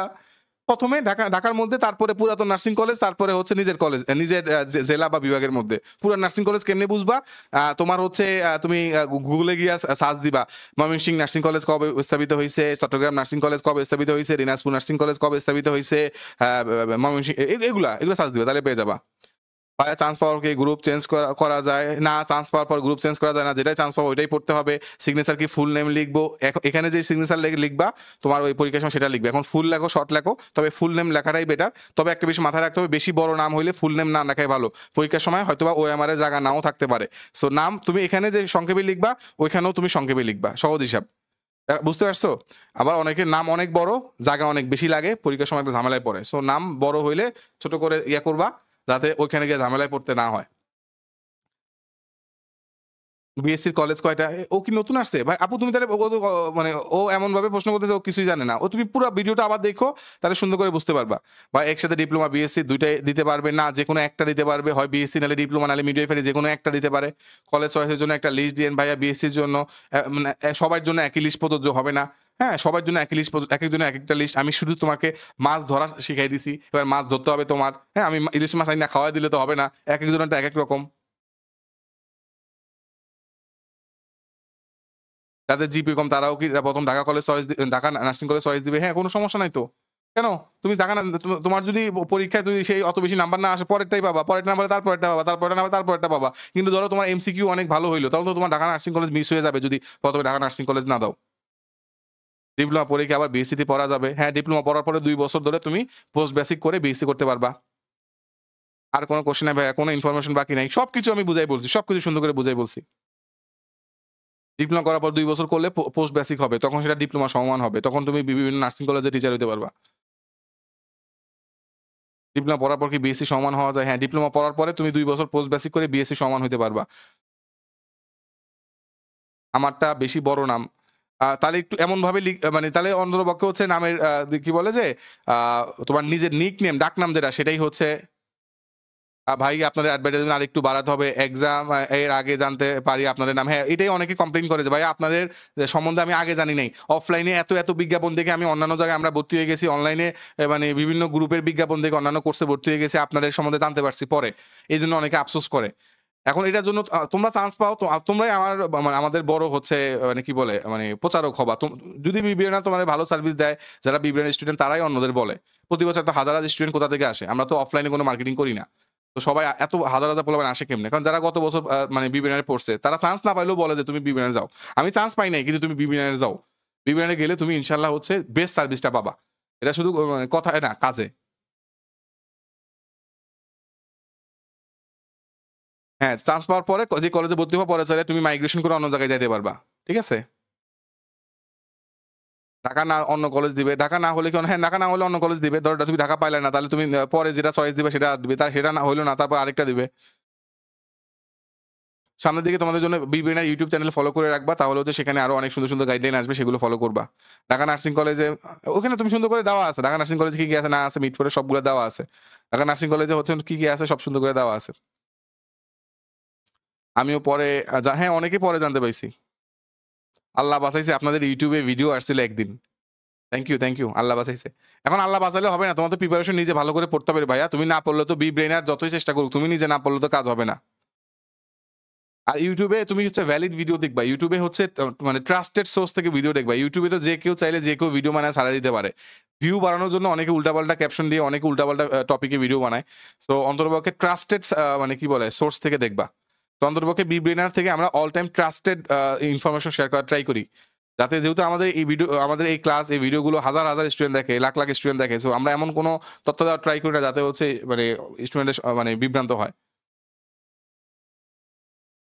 সেটা তোমরা নিজেরা একটু Google ম্যাপে দেখবা। তোমার তোমার বাড়ি থেকে তোমার কাছাকাছি যেটা সিলেকশন দিতে যাচ্ছ, সেটা কতটুকু দূরে হয়। এটা Google ম্যাপে দিলেই তো কিলোমিটার হিসাবটা চলে আসবে। AFMI যখন আসবে তখন সেটা বিস্তারিত বলব। আর্মফোর্স মেডিকেল কলেজ থেকে যে নার্সিংটা হয়, আর্মি নার্সিং যেটা, সেটা সম্বন্ধে আমরা পরে বলব যখন সেটা সার্কুলার দিবে। দেখ তারপরে। ঠিক আছে? মোটামুটি তোমাদের যেগুলো প্রশ্ন ছিল সবগুলোই হচ্ছে আমি সুন্দর করে বলে দিছি। বাইরে যে ইম্পোর্টেন্ট টপিক কোনগুলো সুন্দর করে হচ্ছে তোমাদের ভাইয়ারা খুব সুন্দর করে সেগুলো গুছাই দিবে। আপাতত যেভাবে টপিক ভিত্তি শেষ করতেছে ওভাবে শেষ করতে থাকো। বিব্রেনা যেভাবে আগাচ্ছে সেভাবে আগাইতে থাকো। যখন যা লাগবে বিব্রেনাই তোমাদের গুছাই দিবে। টেনশনের কিছু নাই। বিব্রেনাই তোমাদের সব গুছাই দিবে। যখন যা লাগে বিব্রেনাই গুছাই দিবে। AFI কি? Army nursing college. FB তে আপনাদের ভিডিও দেখছিলাম। Thank you. বন্ধু-বান্ধবের সাথে শেয়ার করবা হাসনা আক্তার বিথি। এবার শেয়ার করবা যাতে তোমার অন্য বন্ধু উপকৃত হয়। এই ভিডিওটা একটা মাখন ভিডিও। এই ভিডিওটা যারা মনোযোগ দিয়ে দেখবে তার নার্সিং ভর্তি পরীক্ষা সম্বন্ধে ক্লিয়ার আইডিয়া হয়ে যাবে। আর কোনো কোশ্চেন নাই। দেখছো? পোলাপানের আগে মনে কত কোশ্চেন ছিল। আজকে এই পুরো লাইভ সেশনটা দেখার পরে পোলাপানের মনে কোনো প্রশ্ন থাকছে না। এরপরেও যদি কোনো প্রশ্ন থাকে অবশ্যই হচ্ছে বিব্রেনার এর গ্রুপ আছে, পোস্ট করবা। আমাদের অ্যাডভাইজার আছে, হেল্প করবে। কোর্সের মধ্যে আমাদের অ্যাডভাইজার আছে, তারাও হেল্প করবে। আর ঢাকা নার্সিং কলেজে কি ডিপ্লোমা করা যায়? কেন তোমাকে হচ্ছে সুন্দর করে একটা চার্ট দিছে না, সার্কুলার দিছে না বাবা? বাবা তোমরা তো বুঝতে হবে বাবা, এটা বুঝবা না? এটা তো হচ্ছে কি বিএসসি। বিএসসির মধ্যে আমার এই ঢাকা নার্সিং কলেজে শুধু আমার বিএসসি আছে। এবার আমি দেখি আমার ডিপ্লোমাটা দেখি। এই বেটা ডিপ্লোমায়। এই যে ডিপ্লোমা এই যে এটা তো বিএসসি গেল। এই যে এখানে। যে এখানে ডিপ্লোমা ঢাকা নার্সিং কলেজ নাই। শুধু আছে Mitford. Diploma in nursing Dhaka nursing কলেজে থাকা। তুমি এই সার্কুলারটা তো পিডিএফ তো আছে। পিডিএফ বিব্রেনার থেকে আমরা দিয়ে দিছি না? তুমি এটা দেখলেই তো এটা বুঝতে পারার কথা। বাবা এটা তো এমনি বুঝতে পারার কথা। কিন্তু ঢাকা নার্সিং কলেজে মিডওয়াইফারি আছে। হ্যাঁ? এই যে ঢাকা নার্সিং কলেজ মিডওয়াইফারি আছে। কিন্তু শুধু ডিপ্লোমা নাই। এটা তুমি সার্কুলার দেখলে বুঝছো। যেগুলো নিজে রিডিং করতে পারো, বাংলা রিডিং পড়া যায়, ইংলিশে রিডিং পড়া যায়। তো জিজ্ঞেস করার কি আছে? এগুলো তো নিজেই পারো। তাই না? Thank you so much. দেখা হবে তোমাদের সাথে নেক্সট কোনো ক্লাসে। এই ক্লাসটা বন্ধু-বান্ধবের সাথে শেয়ার করে দিবা। এই ক্লাসটাতে বন্ধু-বান্ধব মেনশন করবা। তোমার নিজের টাইমলাইনে শেয়ার করে রাখো। দেখো আরেকটা বিষয়, এই ক্লাসটা তোমরা নিজেদের টাইমলাইনে শেয়ার করে রাখো। কেন? যখনই তুমি মানে মনে হবে যে আরে আমি তো মানে ভুল রাস্তায় গেছি, তখন এই ক্লাসটা আবার দেখবা।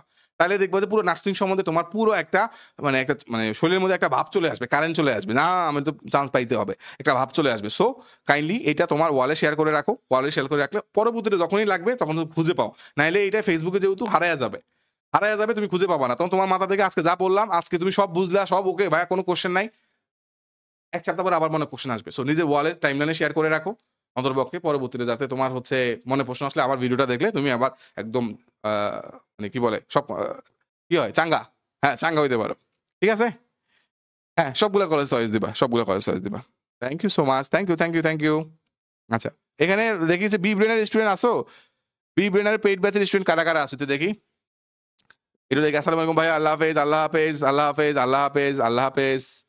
আগামী ২ মাসের একটা রুটিন করে দিবেন ভাইয়া। ইনশাআল্লাহ দেখি। আগে তো তোমাদের কনফিউশন ক্রিয়েট করছি। আল্লাহ হাফেজ। ভালো থাকবেন ভাইয়া। আল্লাহ হাফেজ। ভালো থাকবেন। শেয়ার দান। থ্যাংক ইউ সো মাচ যারা শেয়ার করেছো। যারা শেয়ার করেছো thank you so much. Thank you so much. Afsana Jahan ইকে আল্লাহ হাফেজ। ইশরাত জাহান আমি শেয়ার করেছি। Thank you so much. Thank you so much. Roksana Naznin আসি thank you so much. Tonni Akhi আমি থ্যাংক ইউ সো মাচ যারা শেয়ার করেছো। Thank you so much. Very good. Erika Emilia first টাইমের ফুল কোর্সে আছো। Thank you so much. Sanjida Akter full course first টাইমে thank you so much. যারা আছো ওরে প্রচুর স্টুডেন্ট বিভিন্ন পেইড কোর্সে প্রচুর student. Sanjida Akter share done. Sanjida Khanam Oishi Saiful Islam আছি ভাইয়া। সামিয়া বিনতে হালিম আমি আছি ভাইয়া। জি ভাইয়া sure success course student. Dipti Das জি ভাইয়া পেইড কোর্সে। নাহিদা আক্তার জেরিন আমি আছো very good. Jewel Rana paid course student আমাদের। Maya Ahmed paid course student আমাদের। মিম আক্তার আমি আছো পেইড কোর্স স্টুডেন্ট। আচ্ছা Subarna paid course student. Kabia Akter sure success course student মানে আমাদের paid course student. Nusrat Jahan Mim first timer full course student. Sharmin Akter আল্লাহ হাফেজ বলেছো, আল্লাহ হাফেজ। জেরিন তাবাসসুম আসি আমাদের paid course student, Saima Akter paid course student, MST Sumaiya Khatun আসসালামু আলাইকুম ভাইয়া, ভালো থাকবেন, থ্যাংক ইউ, তোমরা ভালো থাকবা। Ishita Ishi sure success course student, Fatiya Rahman জি paid course student, Nusrat Jahan full course first timer, Mika Chakma full course first timer, Khadija আমি Mahfuza Khanam sure success course student and Jewel Rana full course student. এরপরে কোরিয়ান ভাষায় লেখা চিং চং পং পং ও শিউ সাকসেস কোর্স স্টুডেন্ট, ওর নাম আমি পড়তে পারি নাই, যাই হোক শিউ success course Koli Rahman full course first timer, ইস্টাজান ফাতেমা শিউ সাকসেস কোর্সের স্টুডেন্ট, সঞ্জিদা খানম ঐশী কক্সবাজার কোর্সের সরকারি বেসরকারি আছে কি লেখছে, okay. Khadija sure success course student, বাবা পড়তে পড়তে নাম পড়তে পড়তে শেষ। এফ এফ ফারহানা শিবসাগর কোর্সের স্টুডেন্ট, সূচনা চৌধুরী পৌশি আসি ভাইয়া থ্যাংক ইউ। তারপরে মাহি পেইড কোর্সে ভাইয়া, পেইড কোর্সের শিবসাগরের Naznin, Shampa Bidaya, M S I Arafat same কোর্সে, তিথিধর ত্রিনা সেম কি বলে তিথিধর ত্রিনা ত্রিনা। আমি আছি ফুল কোর্সের স্টুডেন্ট ভাই, আমি শিউ সাকসেস কোর্সের স্টুডেন্ট, ভেরি গুড। ভাই আমার গলা ব্যথা হয়ে গেছে, দোয়া করবা ঠিক আছে। আগে তোমার যত বন্ধু বান্ধব আছে বন্ধু বান্ধবদের এটাকে মেনশন করবা, মেনশন করলে তার অন্তর্পক্ষে বলবা, মেনশন করে বলবা পুরা ভিডিওটা দেখ, তোর উপকার হবে, লাভ ছাড়া লস হবে না, অনেক কিছু তো ক্লিয়ার হয়ে যাবে। বিব্রেইনা তোদের বেস্ট গাইডলাইনটা দিচ্ছে, বেস্ট ভাবে পরামর্শটা দিচ্ছে। সো পুরা ভিডিওটা দেখবি, মেনশন করে বলে দিও পুরা ভিডিওটা দেখিস, জাস্ট মেনশন করে দিও না, বুঝবে না কি না কি মেনশন দিছে। তুমি তো অনেক মিম ভিডিওতে বন্ধু বান্ধবদের মেনশন দাও, এখানে মেনশন দিয়ে বলবা পুরো ভিডিওটা দেখিস, যাতে তুই অনেক উপকার পাবি, এমনি বলবা ঠিক আছে। ভাইয়া বিএসসি করার পর বলে এমবিবিএস করা যায়, এটা কি সত্যি? না ভাইয়া, বিএসসি করার পর এমবিবিএস করা যায় না ভাইয়া। এমবিবিএস একটা ইন্টারের পরে সরকারিভাবে মেডিকেল পরীক্ষা দিতে হয়, তারপরে হচ্ছে তুমি চান্স পাইলে পাশ করলে বেসরকারিতে, আর যদি সরকারিভাবে চান্স পাও তাহলে সরকারি মেডিকেলে পড়তে পারবা। এছাড়া অন্য কোনোভাবে ডাক্তার হওয়া যায় না।